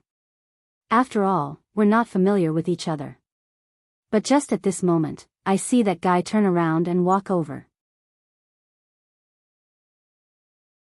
Chapter 1405. In modern day 3. Under normal circumstances, I wouldn't be nervous if the vice president from next door came to me. After all, I'm not under his jurisdiction. And I'm not a girl either. My sexual orientation is very normal. No matter how good he looks, it has nothing to do with me. I'm even a little jealous.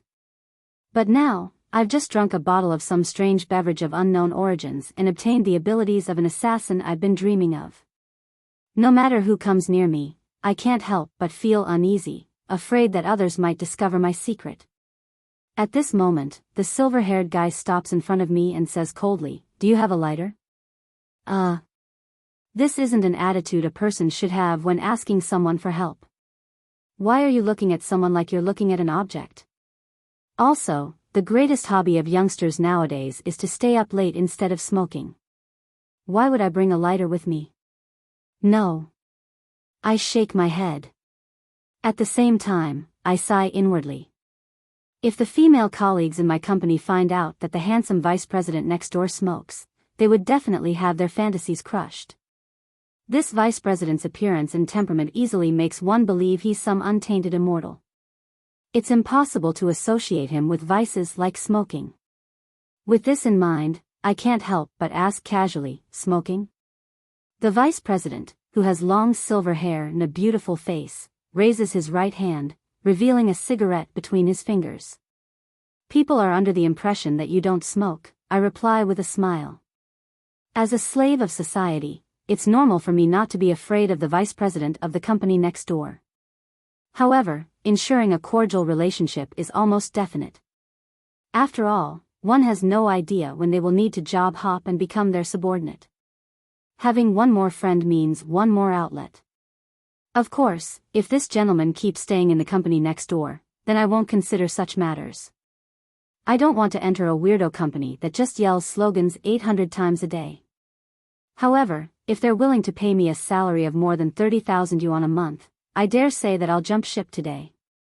This is the business world, and the first principle is to not go against money.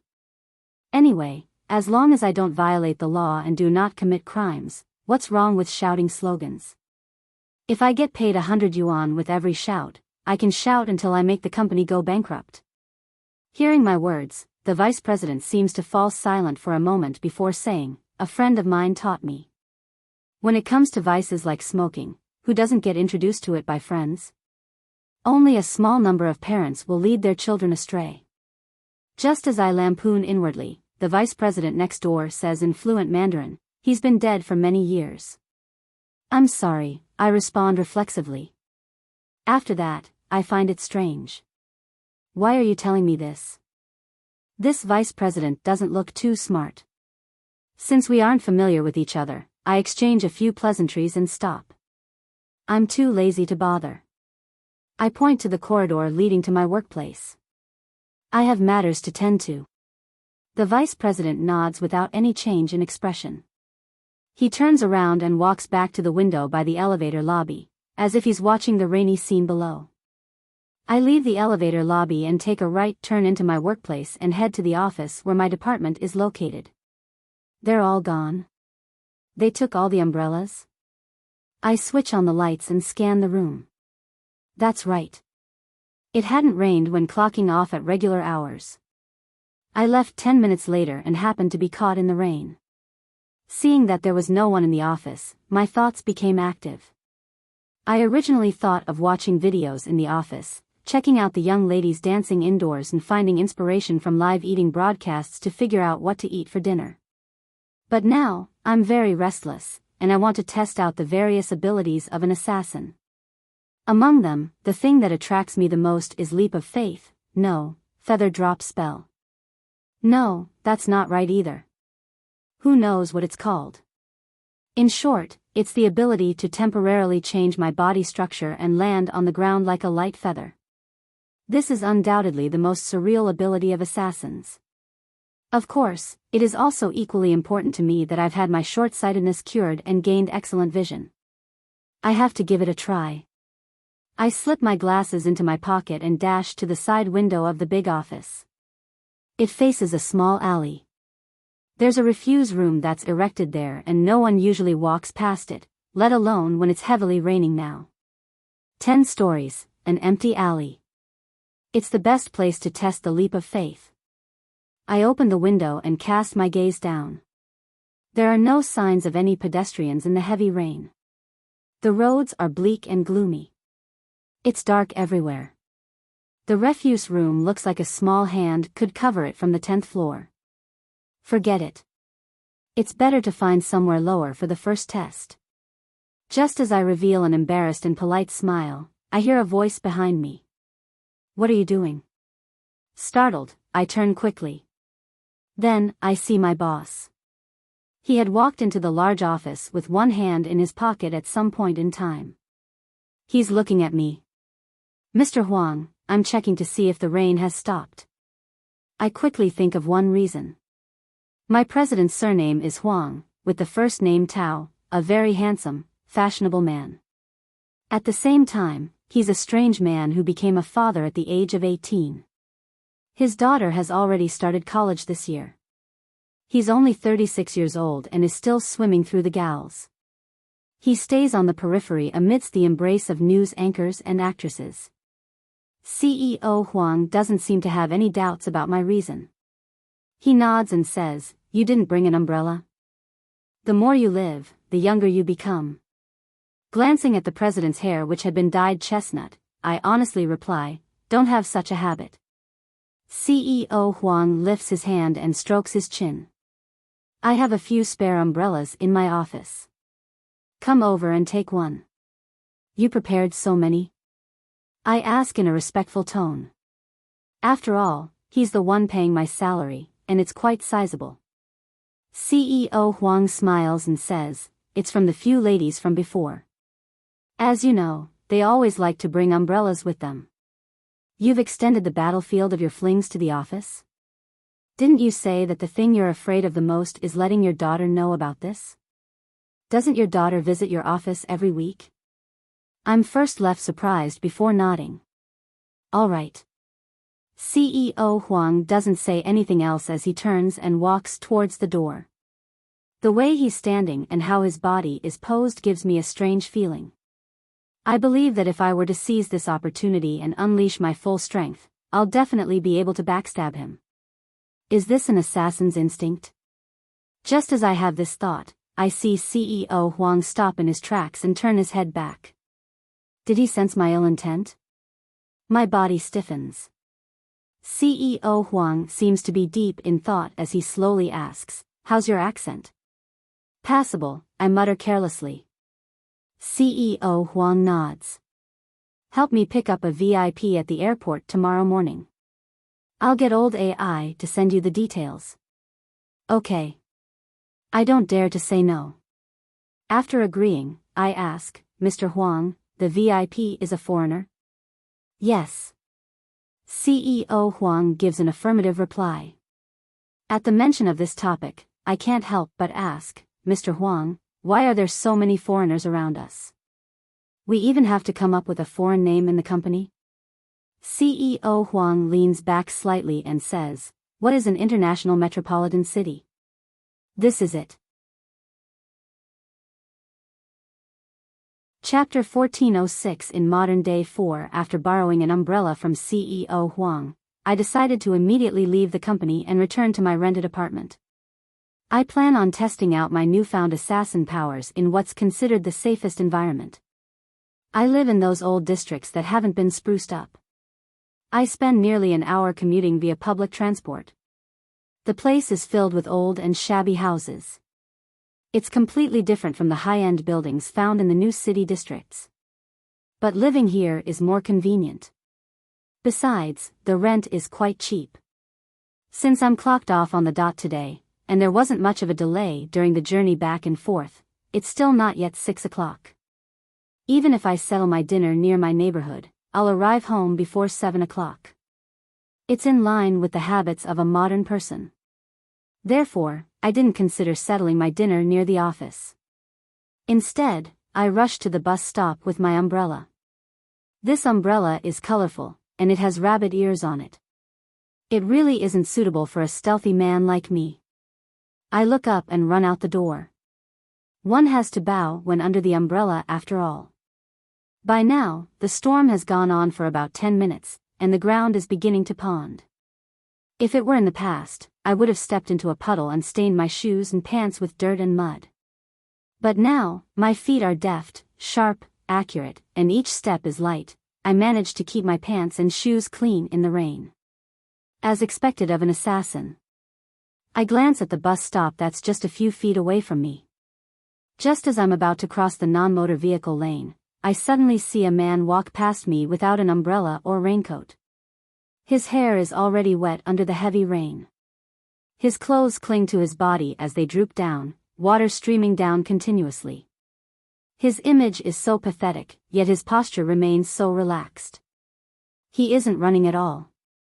All he does is keep his hands in his pockets as he strolls forward. Impressive. Due to the rain and the dark sky, I'm unable to discern his face clearly. I only watch him walk past me. Perhaps sensing my gaze, the man suddenly takes out a cigarette from his pocket and puts it in his mouth. He mutters softly, "Wimp." I dig my ear with my empty right hand. Who is he talking about? Forget it, I won't argue with a lunatic. I'm in a good mood today. I ignore the man, step up to the bus stop platform, and wait for my bus to arrive. My luck isn't bad. It takes about a minute before bus 35 arrives. Taking out my travel card, I close the umbrella and rush forward. Hearing the beep, I suddenly feel a little emotional. If only the travel card can be stored on my phone's NFC, it would be more convenient. I only need to bring my phone when I'm out. Door locks, the subway, and public buses can all be resolved through my cell phone. If I switch my door lock to a fingerprint one, I don't even need to bring my keys with me. That's what I call convenience. As I think about it, I find a seat. Perhaps due to the heavy rain and that it's some time after peak hour, there are still quite a few empty seats left on the usually crowded bus. Unfortunately, the prerequisite for switching to a fingerprint lock is for me to have my own house. My fantasy is defeated by cold reality. In this international metropolitan city, with my salary, I don't know when I'll be able to afford a house if I don't get help from my parents. I can't help but wonder how to use the powers of an assassin to make money. Take on assassin missions? No, it's illegal. Although I'm a real, powerful assassin now, I can't beat bullets. Besides, I don't know where to take on such missions either. It's against the law to break into houses and steal. Besides, other people don't have their money dropping from trees, unless I can lock onto a corrupt official. I have agile footwork, nimble limbs, and eagle-like vision. How do I earn money with these? Be a security guard? But how much can a security guard earn every month? Or, try dancing. With this kind of control over the body, my dancing will definitely be very impressive. Then, I can do a live broadcast? However, I'm tone deaf. As I think through the possibilities, I suddenly feel a little depressed. It wasn't easy for a miracle to fall from the sky, yet I can't use it to improve my life or earn lots of money with it. It cured my short-sightedness at the very least. It's a medical miracle that can't be bought even with millions. I exhale slowly and tell myself not to be too greedy. At this moment, I suddenly feel a chill. It's not from the air conditioning, but a coldness that pierced through my skin. I turn my head and look to the side, only to see that there's no one sitting there. My instincts tell me that there's something invisible there. Hiss, a ghost? I can sense ghosts after becoming an assassin. I first widen my eyes and carefully observe. Then, I retract my gaze and pretend not to notice anything. If the ghost realizes that I can see it, I'm doomed. Assassins do not have abilities to deal with ghosts. My body uncontrollably tenses up. I try to act as if nothing had happened, but I'm helpless.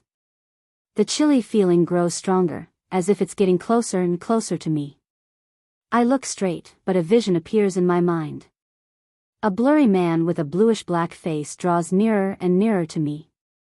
He leans to my ear and blows his breath on my face to test my reaction. This cold lasts for nearly a minute before it gradually weakens. Before long, the bus stops and the two doors open at the same time. The cold and terrifying aura disappears. The ghost reached its stop. Even ghosts use buses to travel? Amazing. I relax and have a better understanding of the changes in my body. I'm not surprised that there are ghosts because I have become an assassin. Everything is possible. The bus stops along the way and I arrived at Ankang North Road 50 minutes later. My rental apartment is nearby. Since the storm has stopped, I don't use the umbrella.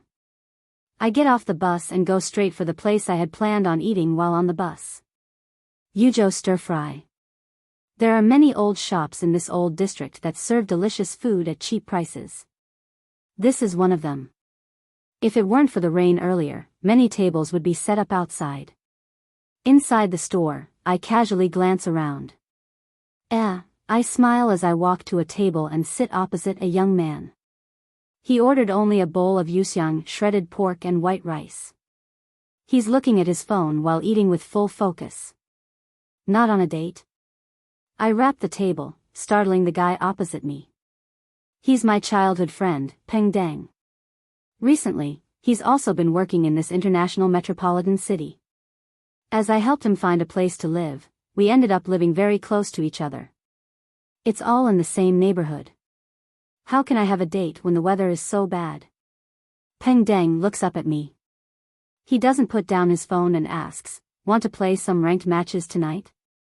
I'm not free. I have no intention of playing games right now.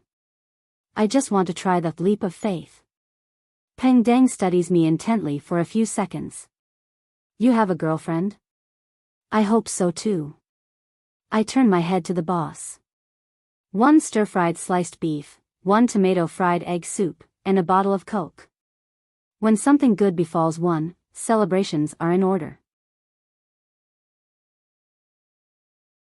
Chapter 1407 In modern day 5. Upon hearing my reply, Peng Deng lowered his head again.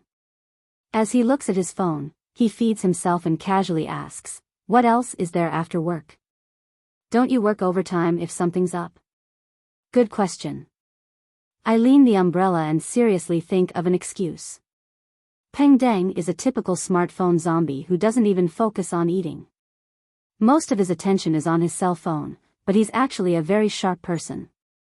He's good at capturing details and can always easily see through my lies. Of course, most of those lies were a product of not putting enough thought into it. They're more like jokes. I can't tell him that I'm trying to jump off a building, right? After some thought, I wrap the table.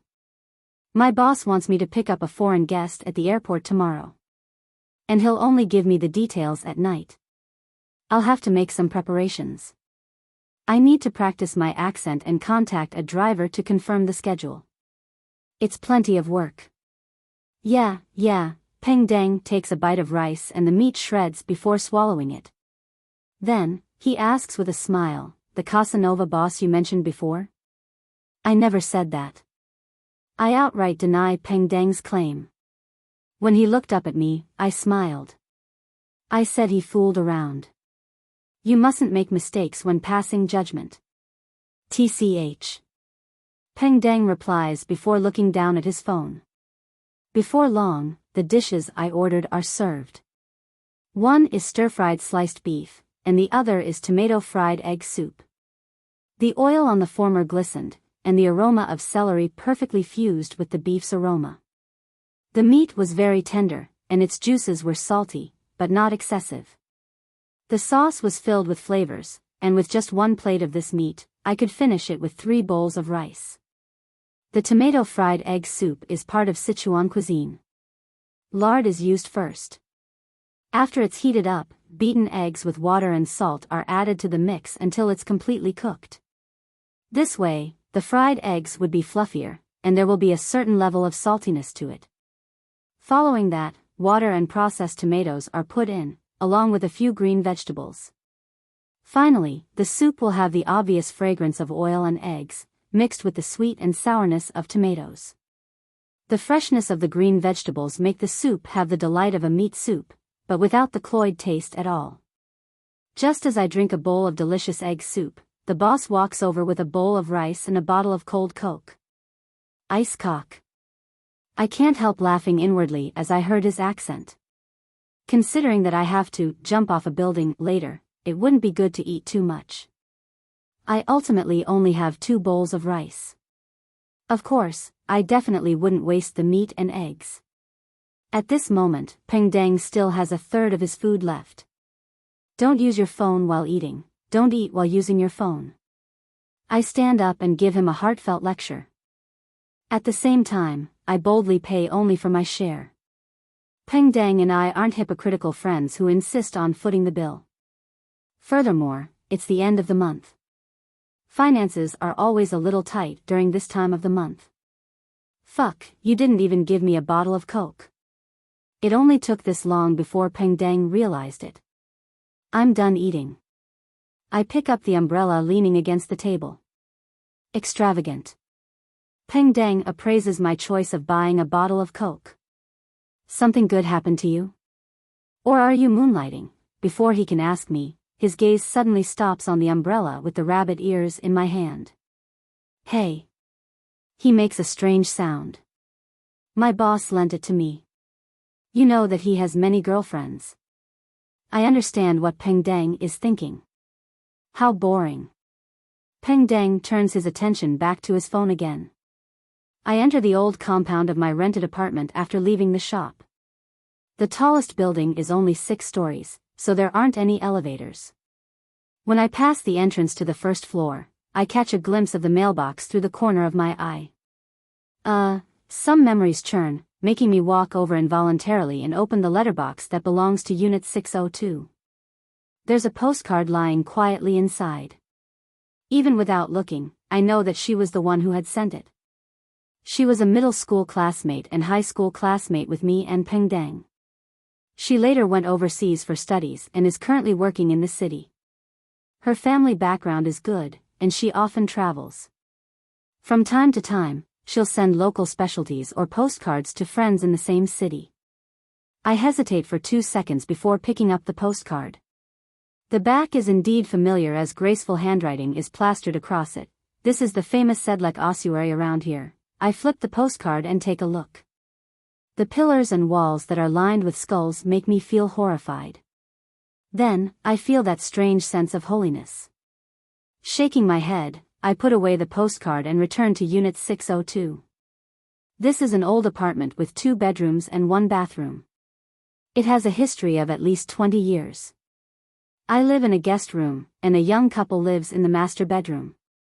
This couple are nice people. Not only do they have a sense of hygiene, but they often cook by themselves and invite me to eat together. The only problem is that they quarrel at least twice a week. It's quite annoying.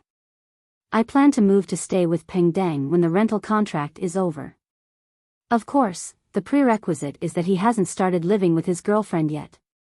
After putting down the umbrella, I go to the window of the guest room. I peek out and look outside, considering whether I should jump.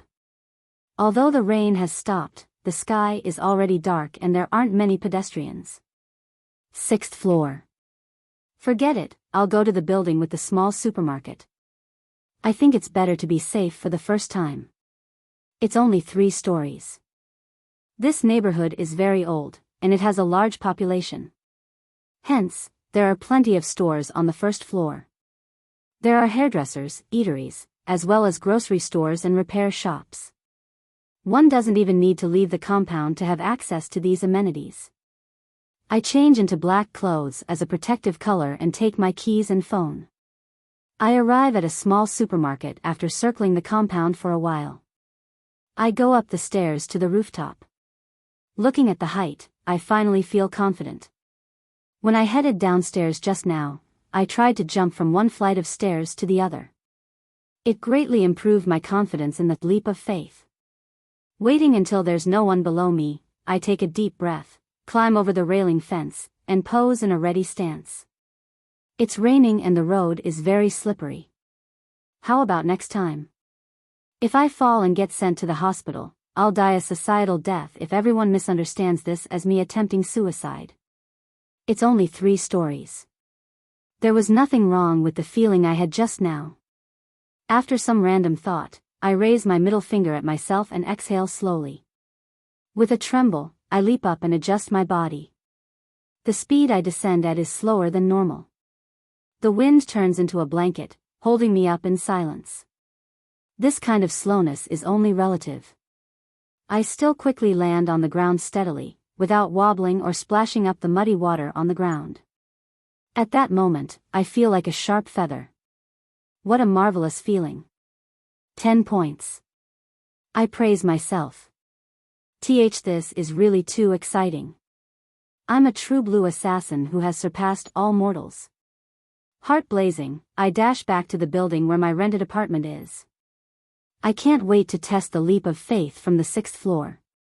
The experience just now tells me that 6 floors isn't a problem.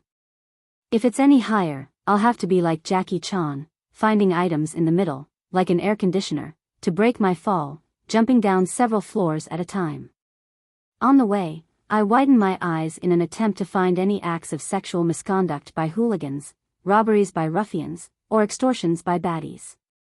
I want to let them have a taste of the power of an assassin, but sigh, the security in the neighborhood is really good. I sigh and head home. At this moment, my phone rings twice. I take it out and discover that it's from my company's old AI. It's the information regarding our VIP. Zarathustra, what a complicated name. I smirk and decide on reading the details after another leap of faith. Sigh, even if I'm an extraordinary assassin, I still have to work on stuff my boss instructs me to do after work, like, as the Japanese put it, a shichiku, a corporate cattle. Otherwise, I won't be able to survive. What can an assassin do? Buy a Spider-Man's mask and do a parkour livestream session? Without being in a rush to enter the bedroom.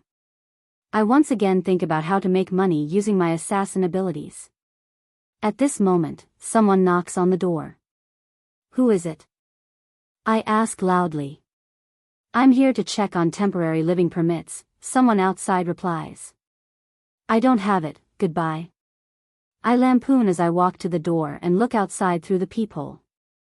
2 people in police uniforms stand outside the door, with one of them standing in front, blocking the face of the other. He has a receding hairline and his eyes are slightly gray. For some reason, I suddenly quiver and feel inexplicably sad. I open the door. My surname is Deng, and I'm the officer in charge of this compound. The gray-eyed officer introduces himself with a smile. Then, he looks at the information in his hand. Zhou Mingrui, am I right? Chapter 1408 in modern day 6, yes. For some reason, I'm restrained and a little sad. It's almost indescribable. It's as if someone had punched my nose. My eyes are sore and I'm about to cry. I can understand the restraint. Apart from a few people, most ordinary people would definitely be rather cautious when facing the police. I'm no exception. But why do I have the sudden urge to cry? These emotional changes and fluctuations are beyond my expectations. From what I know, such a situation wouldn't even happen to an extremely sensitive artistic youth. Could this be the side effects of the assassin potion? Is this the price for obtaining superpowers? I blink and control my emotions. Then, I hear Officer Deng say, "Your temporary living permit." Before he can finish, another officer whispers, "Captain, it's called a residence permit now." You've forgotten again. Yes, yes, yes. I forgot. Officer Deng wasn't embarrassed at all. He smiled and said to me, "Where's your residence permit?" I didn't apply for it. I didn't lie, nor do I wish to lie. This won't do. Officer Deng shook his head. Although we won't do anything to you because you don't have a residence permit, this is still rather important. Before you become a permanent resident here, if your child wants to study in a public kindergarten here, a residence permit is required. I don't even have a girlfriend. I smirk forcefully but politely again. Needless to say, I don't have children. Even for you as an individual, a residence permit is very important. As you know, it's very difficult to settle down in our city. Apart from special talents that we let in or people who take different paths, your residence permit, under normal circumstances, needs a few years. Anyway, it's a few years before you're qualified to apply for settlement. This is as important as paying for Social Security. Officer Deng added. This makes me feel the concern of an elder. I don't argue with him and nod. Yes, I'll get it done this week. Officer Deng smiled and said, opposite to your compound is a police station that can help you in the residential application. He then looks at me. By the way, in the past 2 to 3 months, an illegal religion has been illegally proselytizing in the city. They also use the classic multi-level marketing techniques. They use more modern terms like a fully automatic wishing machine to entice ordinary people to walk the path of evil. If you encounter them, make sure to be careful and remember to report it to us. Fully automatic wishing machine. My heart skips a beat at the mention of it. It sounds very similar to a vending machine. However, no one tried to proselytize to me back then. Okay. I don't dare to show any hesitation. I think for a second before answering. Thank you for your cooperation. Officer Deng doesn't say anything else as he smiles and puts away the tiny notebook in his hand. Just as he turns around halfway, he suddenly stops. By the way, I forgot something. For some reason, my eyes blur upon hearing that. It's a joint tenancy, right? Who's living in the other room? Officer Deng asks in a mellow voice. I close my eyes and calm my fluctuating emotions. It's a couple. A lady with the surname Sia, and her overseas boyfriend. I see. Officer Deng nods. Remember to remind them to register their residence. All right. I watch as Officer Deng turns around. Only then do I see the officer standing behind him. His black hair and green eyes make him look like a celebrity. Green eyes? He's mixed blood? Or is he wearing colored contacts? I mumble inwardly. The green-eyed officer looks at me for a few seconds before suddenly smiling. That evil cult's means are more secretive than you can imagine. It's very hard to defend against them. At times, you won't need to pay any price to benefit from them, but believe me, you will definitely suffer immensely in the future. My heart palpitates when I hear this fellow.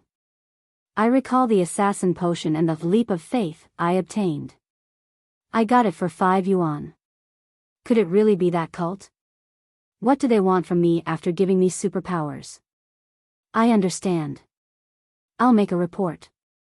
I try hard not to show my fear as I reply to the green-eyed police officer. After sending them off, I return to the cramped guest room and sit down on the bed. I face the computer desk as I contemplate over what happened today. It doesn't make much sense.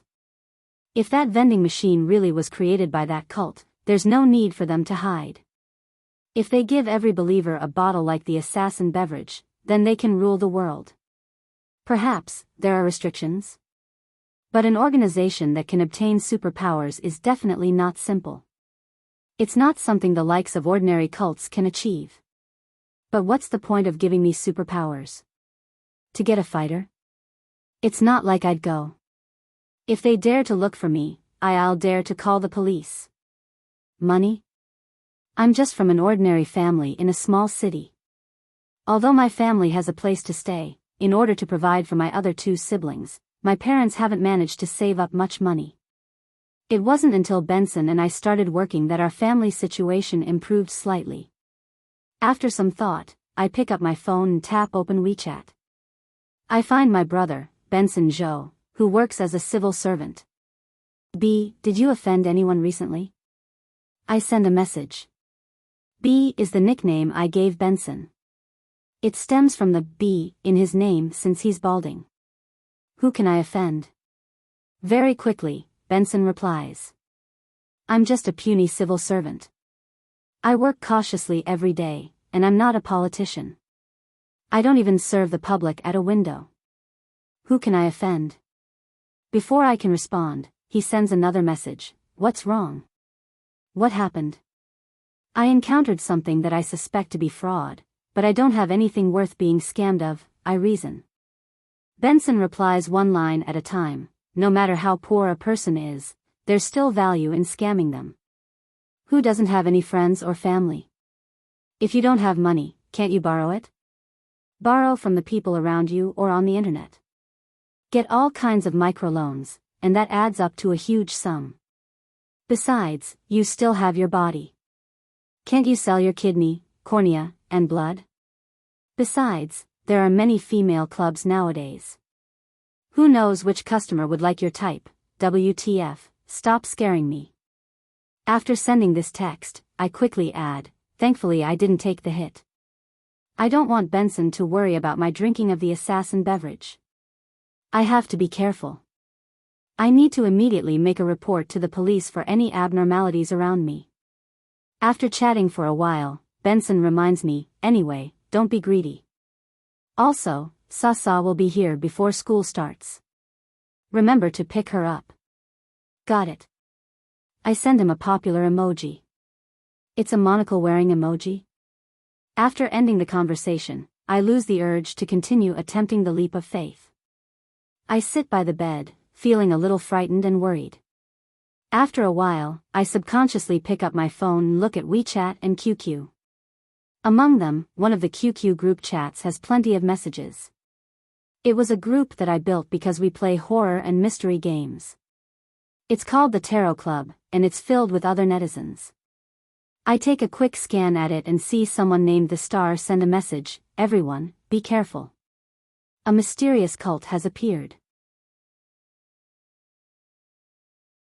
Chapter 1409 in modern-day 7 cult. My attention is immediately drawn to this word. What has a cult got to do with us? A group member named Judgment asks. Mysterious? How mysterious? A group member named Justice asks. All kinds of messages appear in the group. It's rather overwhelming.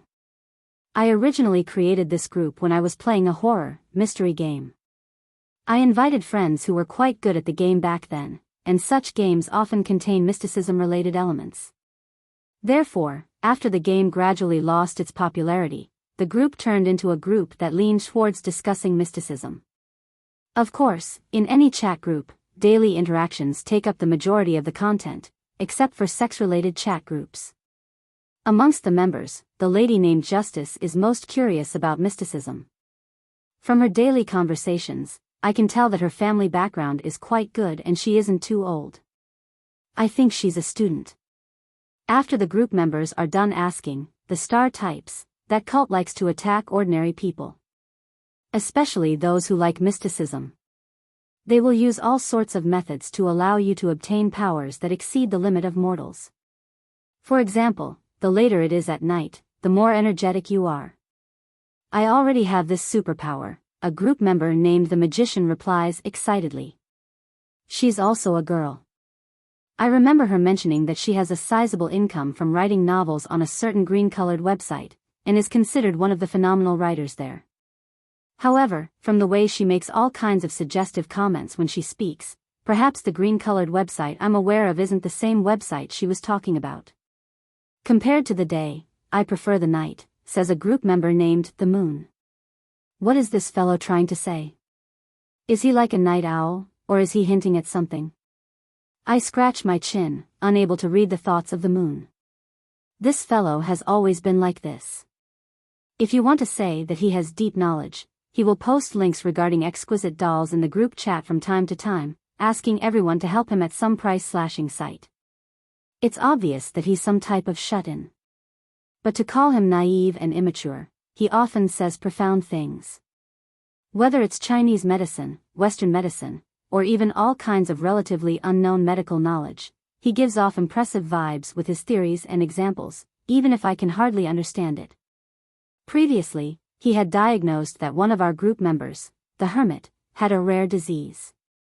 He successfully helped her recovery from an old ailment of hers, making everyone see him in a different light. The star ignores the moon and replies to the magician, "Then can you only sleep 2 hours a day?" "I can, but I can only maintain it for a week. I have to catch up on my sleep after that. Furthermore, my body will feel like it's been run over by a car, with tire tracks on my face." The magician replies. The star continues, "Anyway, the cult will first allow you to obtain Superman-like powers. For example, you can remain extremely energetic despite sleeping for 2 hours every day. You can see all kinds of spirits, jump off tall buildings without suffering any damage, and control flames, etc., etc. Isn't this good?" Justice immediately replies. The sun, judgment, and magician say, "Isn't this good?" +1, I think for a moment and used my alternate account, the world. +1, the star sends an emoji. A price is always exacted for what fate bestows. I didn't say that, Lu Sun. JPG. The magician replies immediately. I suspect this is a subconscious reflex of hers. Is there really a power that transcends the mortal world? Justice asks. Clearly, she had imagined that the star was joking. Without waiting for the star to respond, the moon says, "There are too many things in the world that go beyond your imagination. It doesn't mean they don't exist just because you don't see them." The sun immediately replies, "There's some mysticism that's real." Stop fooling kids, a group member named the Hanged Man sends an emoji. That's right. There are still young schooling children. One shouldn't talk about the strange and supernatural to children or make suggestive comments. The magician echoes in all seriousness. The sun replies, I am already in middle school. I'm more than 9 meters tall. When everyone sees the claim of being 9 meters tall, everyone falls silent. After a while, the star sends an emoji. In short, once one is bewitched by the cult and accepts their gift, they will definitely have to pay a huge price after joining them. I heard that some people went mad and got admitted into a mental hospital. Some of them committed suicide in various ways, dying rather hideously. Others transformed. Before he can finish, he suddenly stops. His profile picture indicates he has gone offline. What transformation? I ask with my alt, the world. My main account is the Fool, a mature man worthy of trust. Therefore, I can't ask questions casually. Could the star be held down by those cultists? The magician gives a very imaginative idea. How could there be such a thing? I'm talking about a mysterious cultfulfnecht. Judgment is also a girl who always echoes the magician. After making this joke, the star comes online again and says, "Fuck, there was a sudden blackout just now. I had no choice but to switch phones. Well, that's all from me. I have to head out. I have matters to tend to. Anyway, there's no such thing as a free lunch, so don't eat it. Don't be bewitched by the cult." Bye. As the star goes offline, I suddenly receive private messages. They come from the Hanged Man and the Hermit. Take note. I think the star might be a member of the cyber police. The star might be a policeman. Be careful what you say in the group chat, it's really possible to actually know about mysterious cults. I immediately reply to the 2 group members, it's fine. We're not a cult. It's not like I'm always the one making suggestive comments. Most importantly, when discussing international and domestic situations, I would stop it in time and send a picture that says, improper discussion about the imperial court is a crime that leads to death. Glancing at the group chat again, I quit QQ and once again start thinking about what I should do. After some thought, I'm still out of solutions. It's impossible for me to spit out the assassin beverage, nor can I vomit it out. I can only pretend that I don't know anything and ignore recruitment attempts of any cults. If I meet them, I'll immediately call the police. I force myself to focus on my savings and wallet. At the thought of this, I immediately free myself from my worries and begin to work. This is about being a slave of society. After confirming the flight details, the chauffeur, the hotel arrangements, and the pickup sign, I do a round of oral practice. By the time I'm done with all of that, it's already 10 in the evening. I feel hungry. I guess I'll go down and buy some snacks. I decide not to treat myself shabbily. As soon as I walk out of the guest room, I hear a quarrel from next door. Of course, it's mainly that lady named Sia Taz, who's shouting at her overseas boyfriend. Don't you get tired of that? Just as I'm about to lampoon, I realize that the quarrel is getting softer and softer. According to my experience, something inappropriate for minors will happen next. Although I'm not a minor, I'm single. After some thought, I return to my room, open the window, and jump onto the window sill before jumping down with great familiarity. In the wind, my body feels light as if all my worries have been blown away. After landing safely, I heave a sigh of relief. I feel like I've completely grasped the power of assassin. The area outside the compound I live in remains lively late into the night. There are a few barbecue stalls, some selling fried rice, some selling stir-fried noodles. Some sell street food, like stewed meat, cold vegetables, duck necks, and crayfish. People who pass by will unknowingly sit down or come in front of a stall before sadly putting on a kilogram. Taking into consideration my little tummy, weight, my tummy seems to be missing. That tiny tummy I've worked so hard to get from all my meals is gone. This is a change brought about by assassin. I feel surprised once again. This gives me a lot more options besides the snacks. I can have barbecue food to celebrate. Forget it. I have to restrain myself. If an assassin is 170 centimeters tall, but ends up being 100 kilograms, wouldn't my target end breaking out into a laughing fit when they see me? I slowly exhale and decide to go to the 24-hour convenience store. To the left is a Family Mart. To the right is Lawson. It's very unfriendly for an indecisive consumer like me. I heard that Lawson has launched a few new types of ice cream recently. I recall and turn to the right. Just as I enter Lawson, my eyes light up as I see a gorgeous woman. You're tuning into the Biyao's Wuxia Chronicles YouTube channel. Don't forget to subscribe and join us on this journey to catch the most captivating stories.